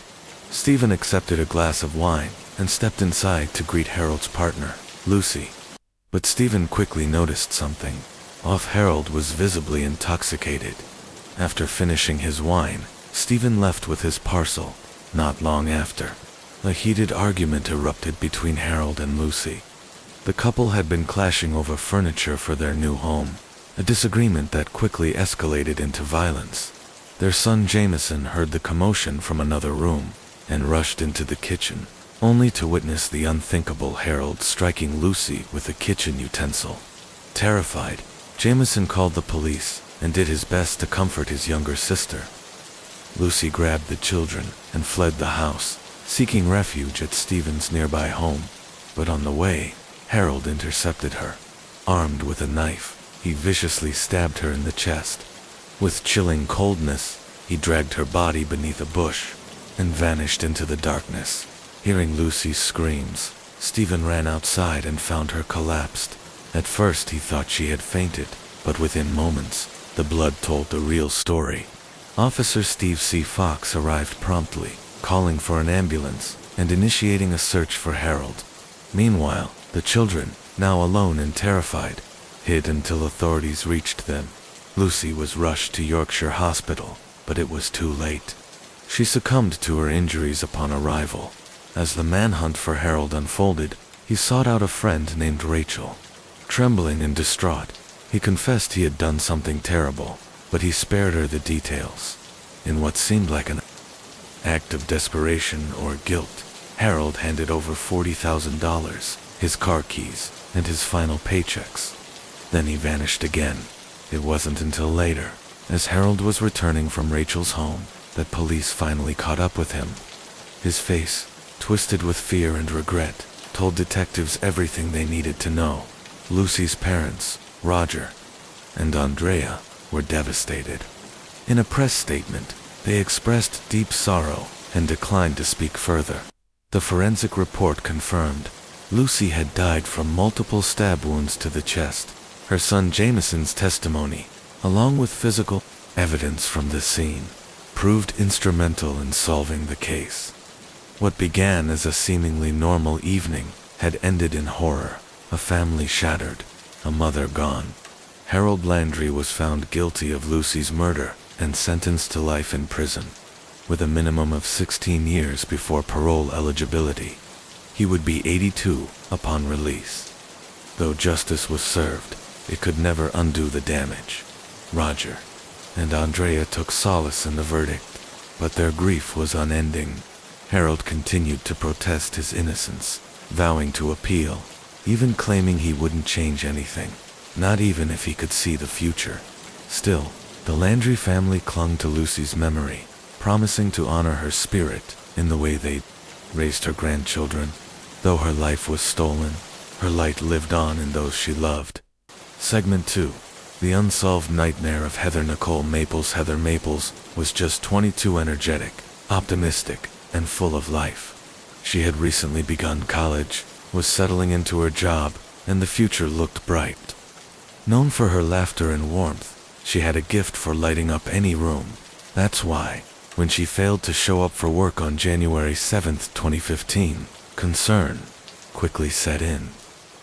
Heather's co-worker and friend, Kelsey Price, wasn't alarmed at first. Heather had a reputation for sleeping in, and the two had spoken the night before about plans to go out. Heather even told Kelsey to wake her up if she overslept. When calls to Heather went unanswered the next morning, Kelsey walked over to her apartment, conveniently located in the same complex as their office. The door was unlocked. She stepped inside. At first glance, Heather appeared to be asleep on her stomach, wearing just a crop top and no underwear. Assuming she had a wild night out, Kelsey approached to wake her, but when she touched Heather's foot, it was ice cold. That's when everything changed. Staggering back in horror, Kelsey realized her friend was dead. She ran outside and immediately called 911. Within minutes, emergency services were on the scene. Detective Tommy Massey and his team arrived to a horrifying sight. Heather's body bore signs of a savage assault. Her hair was soaked in blood, splatters coated the walls, and her face showed evidence of brutal blows.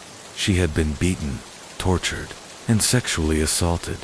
Heather Nicole Maples was born on August 23, 1992, in Ocala, Florida. Her mother jokingly called her a hurricane baby, and it was fitting. Heather's energy and courage were envied by many. She was fiercely protective of her younger brother Ryan, who had developmental delays. She taught him to speak, to walk, and to eat, dedicating every ounce of her free time to him, to those who knew her. Heather was unstoppable, a force of nature. Her death was not only shocking but also utterly senseless. She had no known enemies, no known threats, and if not for one small detail, her murder may have gone unsolved. But one clue, one slip by the killer, would turn this case around. Heather Maples was only in 7th grade when she took on a profound responsibility, caring for her younger brother, Ryan. Over the years, her love and dedication never wavered. By the time she turned 22, Heather was ready for a new chapter, leaving behind her home in Texas. She set her sights on Tennessee, chasing her dream of becoming a psychologist. The opportunity came when her former classmate, Chaz, invited her to join him in Murfreesboro. It was a small college town, he said, the perfect place to build a new future. Heather arrived in January 2015, and before long, her friendship with Chaz blossomed into a romantic relationship. With the support of her best friend, Kelsey, she found a job working in the office of their residential complex and began preparing for college. Her life seemed to be on the right track, but things with Chaz soon began to unravel. According to Kelsey, the relationship became tense. Chaz had frequent outbursts, struggled with anger, and sometimes treated Heather with cruelty. She made the decision to end the relationship, and Chaz moved out. In early August, Heather excitedly called her mother. She'd just been accepted into college. Her mom was overjoyed, proud of the daughter who had come so far. But just 1 week later, Heather failed to show up for work. Concern quickly turned to alarm when police entered her apartment. They found no signs of forced entry, suggesting Heather may have known her attacker. A closer look at the scene uncovered key evidence: foreign DNA, a strand of hair that didn't belong to Heather, and most critically, a clear, bloody fingerprint on the right side of her bed. Detective Massey described the print as unusually perfect, not something someone would leave behind by accident. Whoever it was, they had touched that surface recently, and deliberately. Heather's phone was recovered from the apartment, but without her password, investigators were locked out. That's when Kelsey stepped in again, not only helping unlock Heather's phone, but also taking it upon herself to break the devastating news to Heather's mother. Detectives were eager to learn more about Heather's personal life, especially her relationship with Chaz. Kelsey explained that while things had started off well, Chaz became increasingly unpredictable and aggressive. Based on this, police brought Chaz in for questioning. But just as that lead was developing, an unexpected figure appeared. A young man named Michael showed up at Heather's apartment, desperate to get past the police tape. He had a key. Michael explained that Heather had invited him over for dinner the night before she died. After they ate, he went home. Heather, on the other hand, went to a local bar with friends. Later that night, at exactly 11:04 p.m., Heather called Michael again, this time in distress. She said she needed me, Michael told detectives. There was a guy at the bar who was bothering her. She was scared. That man's name was Aura VO. Michael picked Heather up, drove her home around 2:30 a.m., and left. He said he still had her keys. She'd worn a dress that night and had no pockets, and they simply forgot to exchange them. Michael's account seemed sincere. Still, investigators took his fingerprints and DNA and reviewed surveillance footage from the bar. Everything he said checked out. His DNA and prints didn't match any found at the crime scene. Michael was ruled out. Attention now turned to the man who had caused Heather distress at the bar, Oravo. With Kelsey's help, detectives accessed Heather's phone and found text messages between her and Oravo. Despite his behavior at the bar, Heather had invited him over to her apartment hours before her death. Why? Because they were friends. She likely didn't anticipate his aggressive behavior that night. Detectives brought Oravo in. Initially, he had no idea Heather was dead. They watched his reaction closely. During a tough interrogation, Oravo appeared genuinely shocked. He cooperated fully and submitted a DNA sample. The results cleared him. Once again, police were back to square one. Detectives worked around the clock, poring over surveillance footage, combing through witness statements, and retracing every moment of Heather's final hours. Then came the break. Late one night, as Detective Massey was preparing to leave, he received a call from the forensics lab. The bloody fingerprint from Heather's bed had been matched. It belonged to a young man named Brandon Bowling. His prints were on file from a previous job. Detectives approached Brandon with care. They wanted to give him a chance to tell the truth, but Brandon denied everything. The print was fresh, It had been left the night Heather died. Brandon had no explanation. Still, he agreed to a DNA test, perhaps hoping the results would exonerate him. They didn't. And investigators weren't willing to wait. The fingerprint match gave police the legal grounds they needed. With new momentum, investigators immediately sought court approval to access Brandon Bowling's phone, hoping it might confirm his movements and track calls or texts from the night of the crime. But no one was prepared for what they would find. After the warrant was granted, investigators retrieved a video from Brandon's device that would shake even the most seasoned detectives. In it, Heather Maple's bedroom was captured in chilling detail. Brandon had recorded it all, from intimate acts to brutal violence. Heather was still alive during the recording. The footage was undeniable. In February 2018, Brandon Richmond Bowling pleaded guilty to the vicious attack on Heather Maples. He was sentenced to 40 years in prison, without the possibility of parole, at the sentencing. Heather's mother, Jennifer, did something few could have imagined. As the courtroom emptied, she walked over to Brandon's mother, embraced her, and whispered, "We both lost our children that day." Brandon never offered a motive, no justification, no final words. So what drove him to do what he did? Could there ever be an answer? As we shift to another case, we find ourselves asking similar questions, only this time, the killer wasn't a man driven by sudden rage or jealousy. This time, it was a woman, one whose soft voice and angelic appearance masked the soul of a predator. Her name was Sheila LeBaire. Was Sheila LeBaire born a monster, or made into one? Psychological trauma doesn't always create killers, but sometimes it lays the foundation for something dark to grow. Criminal psychologist Adrian Rain, in his book The Anatomy of Violence, argues that both genetic predisposition and early life abuse can set the stage for violent behavior. Sheila LeBaire's life, by all accounts, fits this dangerous formula. She was born on July 4, 1958. In the rural town of Fort Payne, Alabama, the youngest of 3 siblings. Her childhood unfolded on a secluded farm surrounded by cornfields. According to her sister Lynn, Sheila was an inquisitive, artistic child who loved singing and craved attention. With her charm and natural beauty, she might have become a singer or actress, had her story not taken a much darker path. That dream was buried under years of unspeakable cruelty. Her father, Manuel Bailey, was a violent alcoholic whose drunken rages turned their home into a war zone. He hurled insults, objects, anything in reach. He once threw a flower pot that struck Sheila in the head, leaving a permanent scar she would later hide beneath her hair. But physical abuse wasn't the worst of it.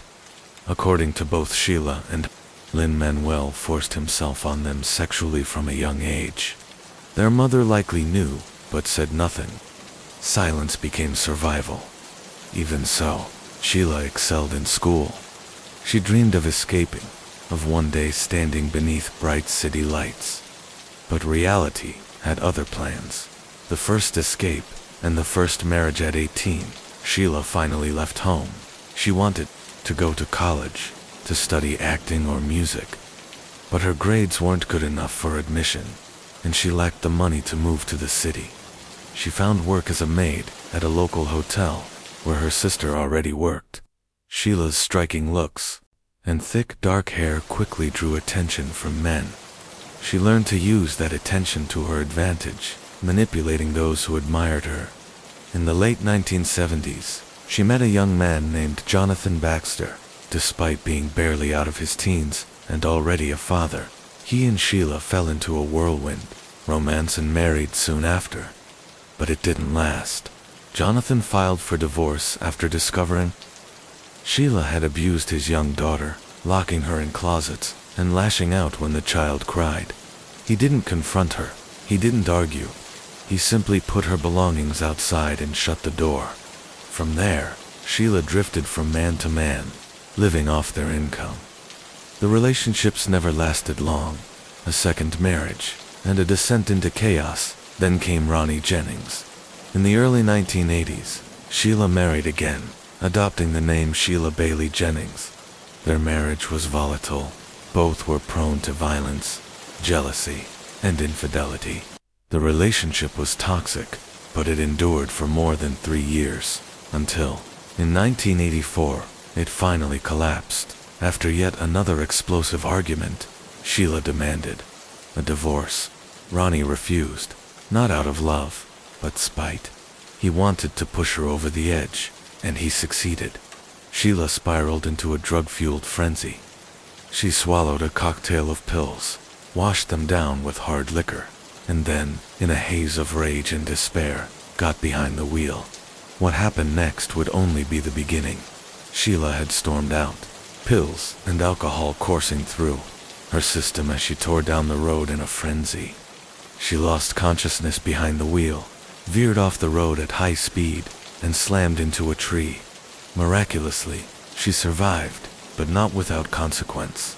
The impact left her with a severe head injury, and she slipped into a deep coma that lasted over a week. Doctors offered no clear prognosis. When Sheila finally regained consciousness, her long recovery continued in a psychiatric facility. She remained there for several months. Later, she confided in her sister that while sedated, she was harassed, possibly even assaulted by an orderly taking advantage of her vulnerable state. Once released, she returned to the home of her second husband, Ronnie.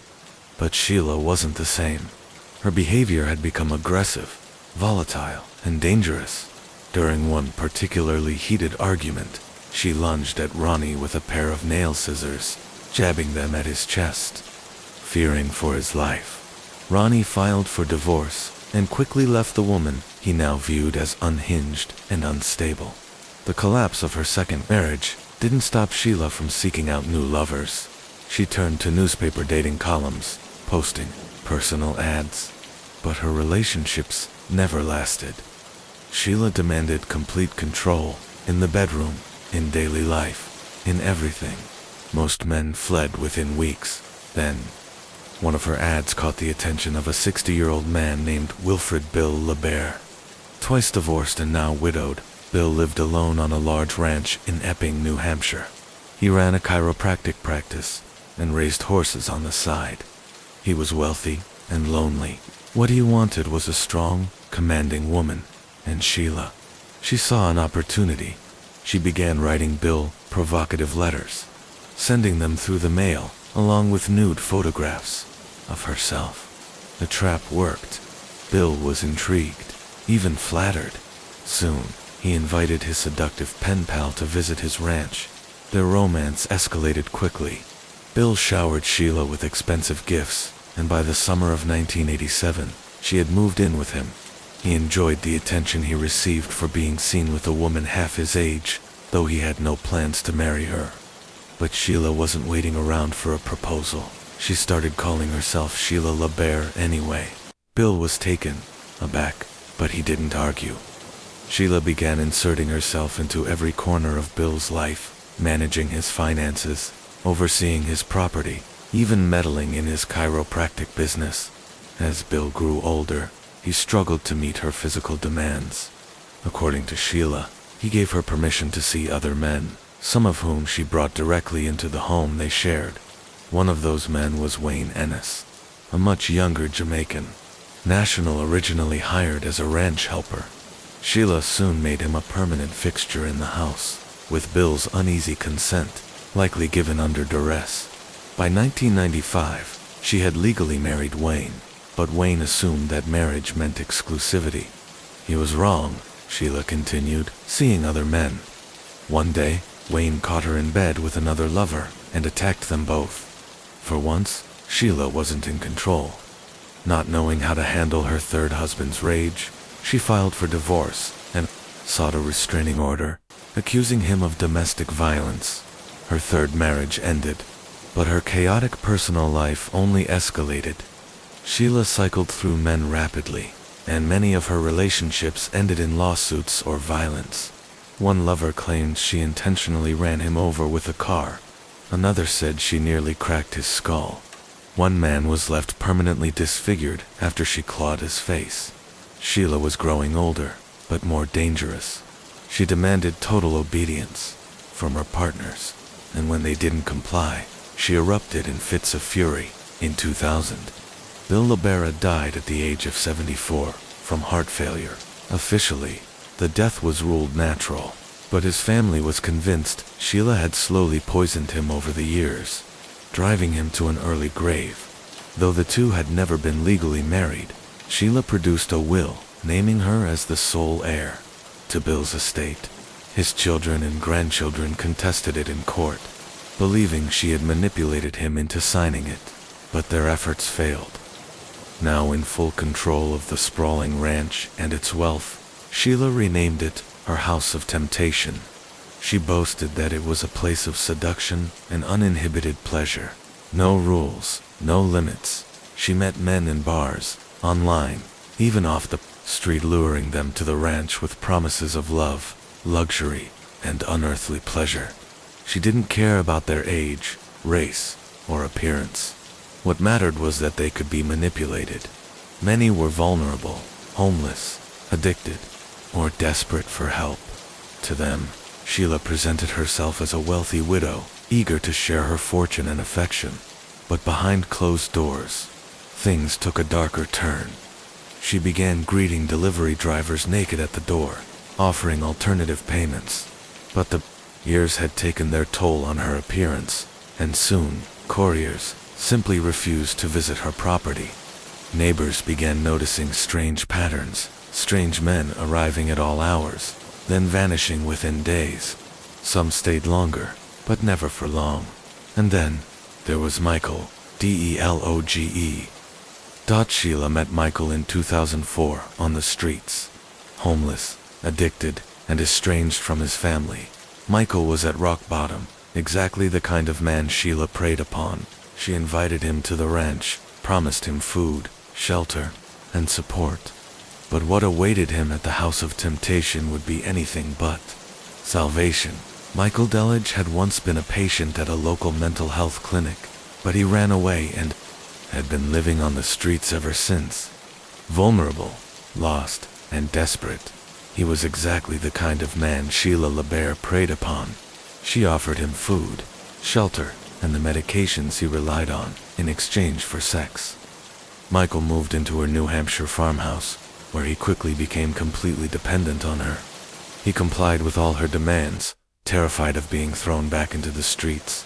But what began as coercion soon spiraled into unrelenting cruelty. Sheila bound, beat, and humiliated him, and she seemed to take pleasure in every minute of it. Michael tried to escape multiple times, walking for miles and hiding in homeless shelters. But each time, Sheila found him and dragged him back, in one final plea for help. Michael reached out to his family, hinting that he was in trouble. His relatives acted quickly, but they were already too late. In October 2005, Michael Deloge vanished without a trace. When his family contacted Sheila, she coldly stated that they had broken up, and that Michael had simply left. She claimed she had no idea where he was, but no one else had seen him either. He had disappeared completely, and police had no evidence to go on. Sheila Libera remained above suspicion, despite her claims of vast wealth. Sheila's lifestyle was a facade. Maintaining the farmhouse and her car proved difficult. She needed income, and naturally, she found work that suited her manipulative nature. She became an operator on adult phone lines. With her sultry voice, men quickly fell under her spell. One of those men was 24-year-old Kenny, Countie. Kenny was handsome, kind-hearted, and painfully naive. He had a low IQ, which made him easy to manipulate, and Sheila knew exactly what to do. She seduced him instantly, offering promises of love and lifelong devotion. Kenny believed he had found the woman of his dreams. He told his family about Sheila and soon moved in with her, but the dream quickly turned into a nightmare. Behind closed doors, Sheila revealed her true self. She transformed one room into a torture chamber. Every act of intimacy ended in brutal violence. Kenny was covered in bruises, scratches, burns, and deep cuts, but he never left. His will was shattered, completely broken under Sheila's control. She cut off his contact with the outside world.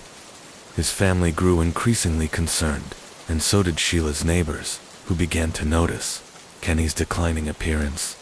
Just days before he vanished, a local cashier secretly took a photo of him. In the picture, Kenny looked emaciated, battered, and terrified. His face was swollen, his nose appeared broken, and his cart contained 2 large canisters of fuel. Investigators later learned that would be used for his own cremation. Disturbed by his appearance, store employees reported the encounter to police, citing suspected abuse. But once again, Sheila slipped away unpunished. Kenny's family became frantic. He stopped contacting them altogether. When his mother visited Sheila's home, she was met with hostility. Sheila claimed that Kenny didn't want to see her, and that he had run off.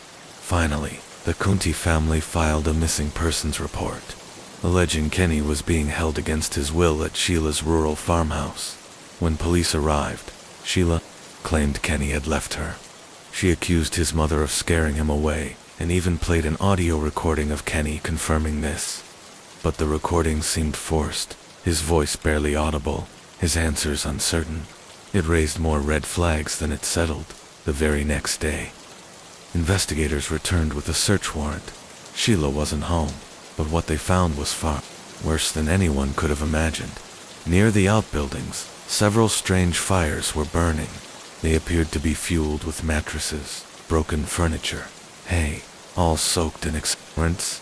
One fire contained bones, unmistakably human. The officers immediately called for backup and forensic teams, but what they uncovered was only the beginning.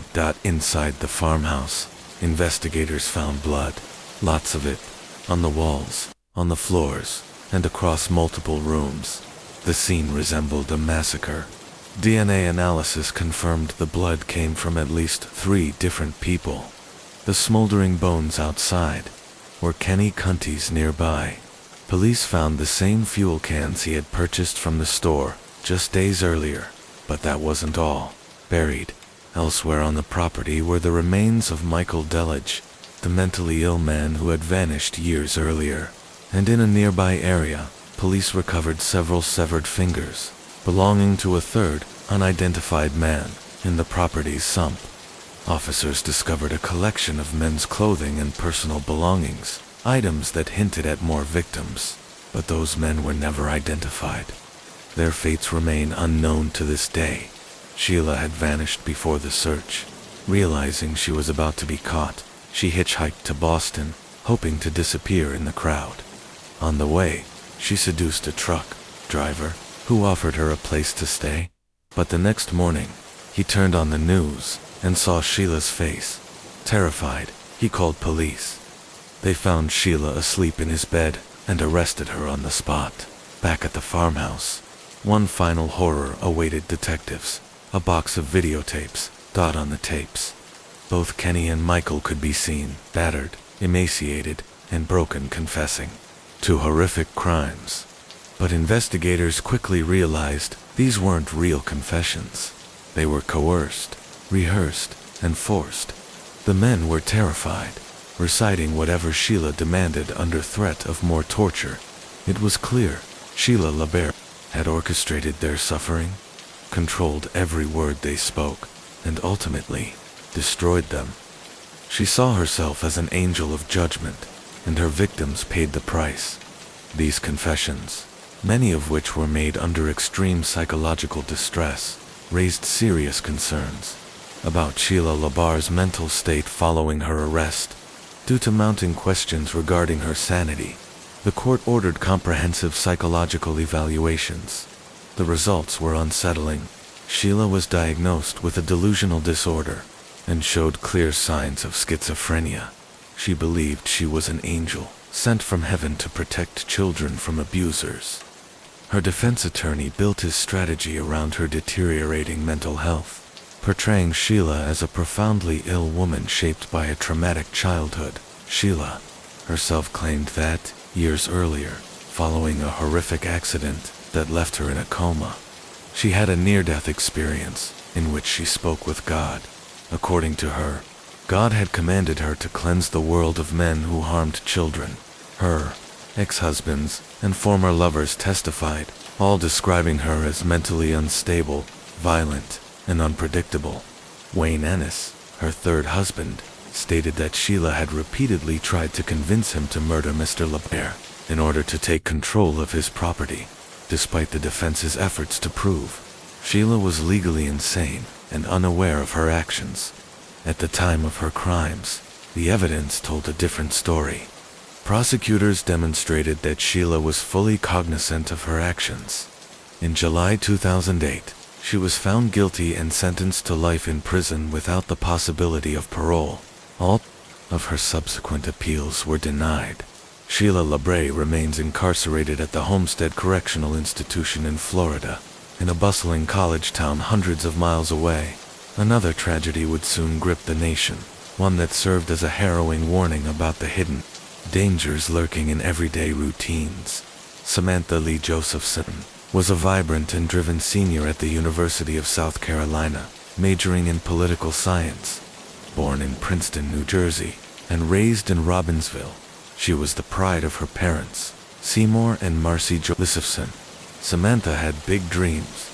She had already secured scholarships to attend Drexel University School of Law, with ambitions of becoming an international law attorney. She had also studied abroad in Barcelona and visited Madrid and Paris, experiences that fueled her global aspirations. At USC, she was a member of the Alpha Gamma Delta sorority and was known for her radiant smile and warm personality. Samantha had a close-knit relationship with her boyfriend, Greg. The two stayed in constant contact through texts and calls, and they had made plans to live together while she attended law school. But on the night of March 28, what should have been a routine night out with friends took a tragic turn. Samantha, feeling emotionally down after hearing about a family member's illness, decided to go out in Columbia, South Carolina, with her roommate and some friends to lift her spirits. Her boyfriend Greg couldn't join. He was back home, but he encouraged her to go and have fun. The group went bar hopping and eventually settled at the popular Bird Dog Bar in the Five Points district, a buzzing student hangout. Even while enjoying her night out, Samantha texted Greg, urging him to make the 2-hour drive to come see her. He reassured her that they would reunite soon. Staying in touch with her throughout the evening, at around 2 a.m., Samantha decided to head home alone. She ordered an Uber, something she and her peers did regularly. During her final phone call with Greg at 2:04 a.m., she told him she was heading back to her apartment and had called a ride. Security footage from outside the bar later showed Samantha, dressed in an orange shirt and black pants, waiting on the sidewalk with other patrons. A vehicle pulled up, but it wasn't her ride. She briefly approached it, realized it wasn't hers, and returned to her spot. Then, a black Chevrolet Impala stopped in front of her. The driver, later identified as Nathaniel David Rowland, had been circling the area. After a brief exchange through the window, Samantha climbed into the back seat. Moments later, the vehicle sped away. Tragically, her actual Uber arrived at the scene shortly after, but Samantha was already gone. Unknown to her, she had mistakenly entered the wrong vehicle, one not affiliated with Uber, and into the hands of a predator. Surveillance footage confirmed that Rowland had been driving around the area, likely scouting for vulnerable targets. Five Points was known to be crowded with students late at night, especially after the bars closed. Greg, still watching her location via the Find My Friends app, was the first to notice something unusual. Her location was moving, but in the wrong direction. At first, he assumed she might be visiting a friend, but when his messages went unread and his calls unanswered, alarm set in. Later, her phone location suddenly stopped updating altogether, something that had never happened before. Still hoping for the best, Greg contacted Samantha's friends and roommate. None of them had seen her. No one had heard from her. By morning, it was clear. Something was terribly wrong. It was a typical morning when Samantha Josephson's absence became impossible to ignore. Her roommates grew anxious when she failed to return home, and her boyfriend Greg, concerned and desperate, drove 2 hours from Columbia to help look for her. A missing persons report was filed, and just 3 to 4 hours later, a discovery would send shockwaves across South Carolina, in a wooded area in New Zion, nearly 65 miles from the Five Points nightlife district where Samantha was last seen. A group of turkey hunters stumbled upon the lifeless body of a young woman. Authorities confirmed it was 21-year-old Samantha Josephson, last seen on surveillance footage, getting into a black car one she had mistakenly believed was her Uber.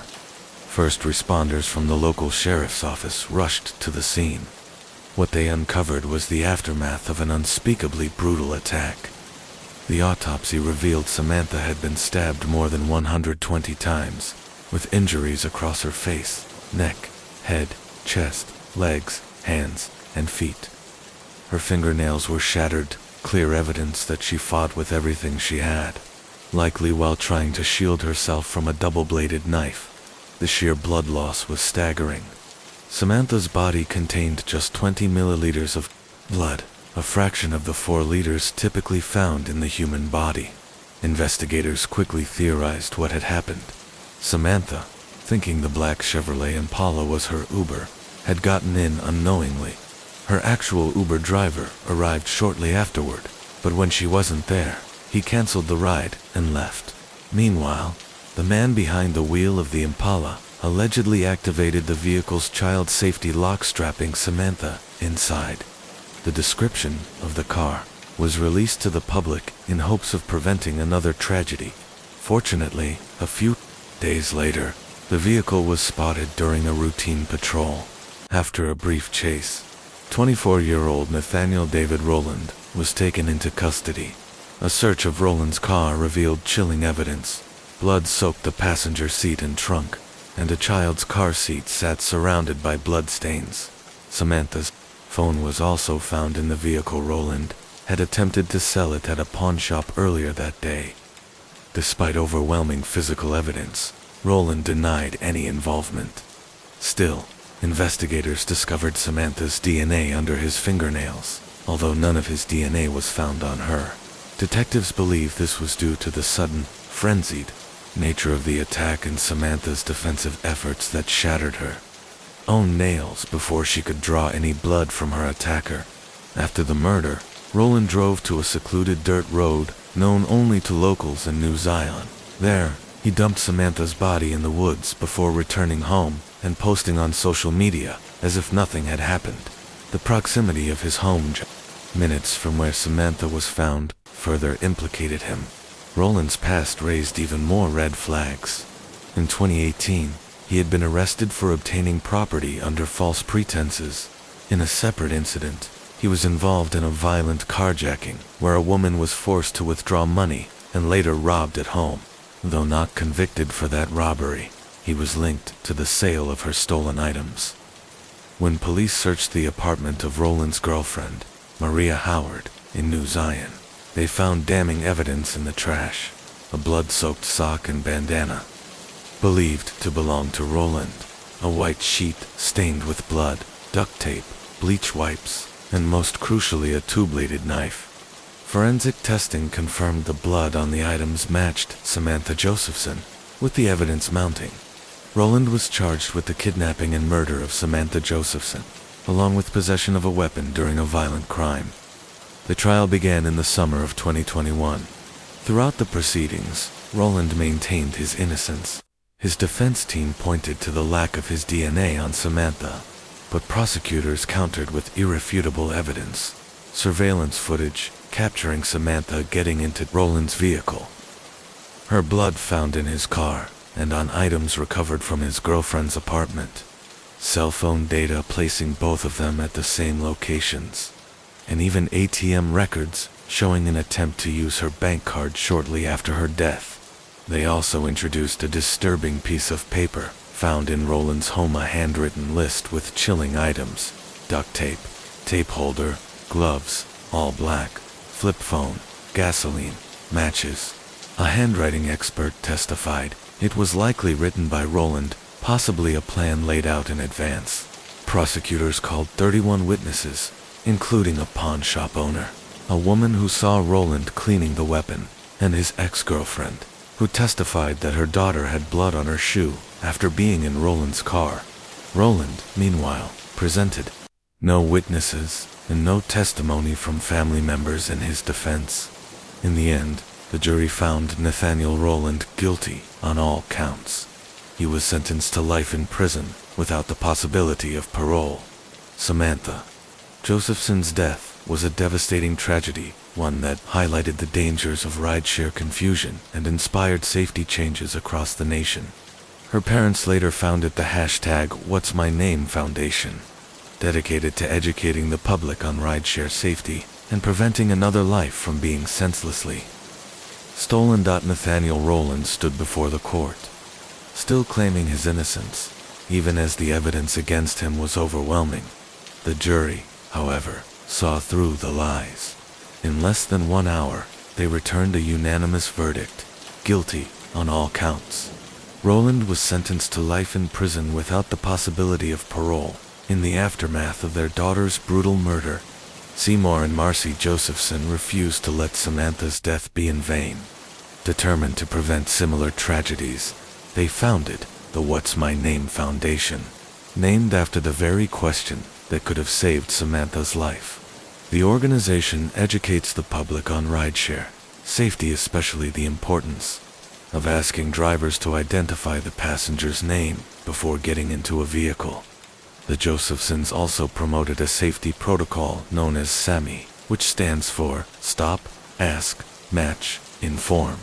It's a simple routine that could help countless others avoid stepping into the wrong car. Samantha's case sparked national change. Rideshare platforms began implementing enhanced safety features, including personalized 4-digit PIN codes to help riders verify their drivers through the app before entering a vehicle.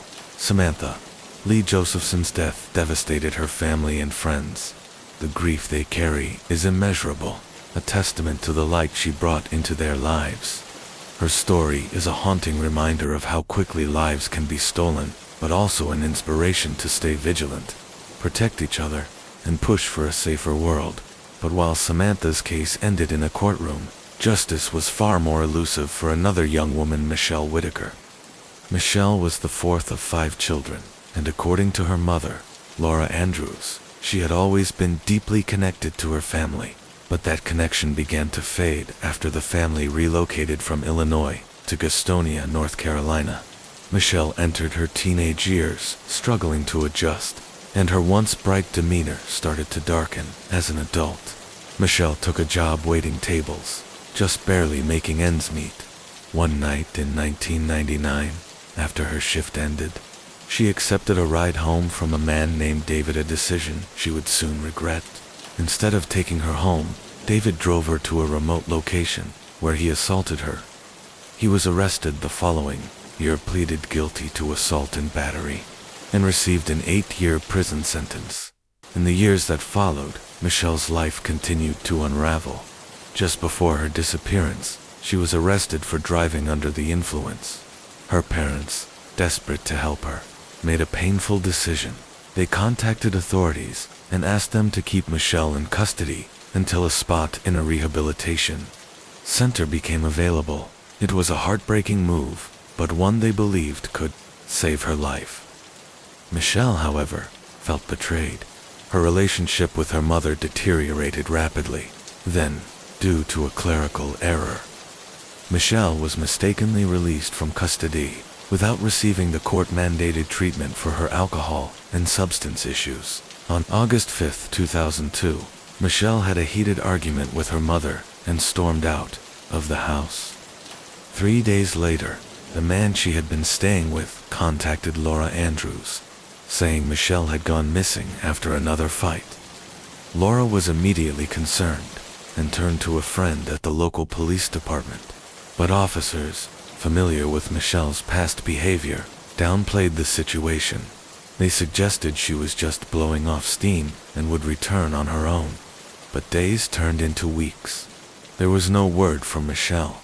On August 21, 2002, more and 2 weeks after she vanished, Laura filed an official missing persons report. The investigation began in earnest.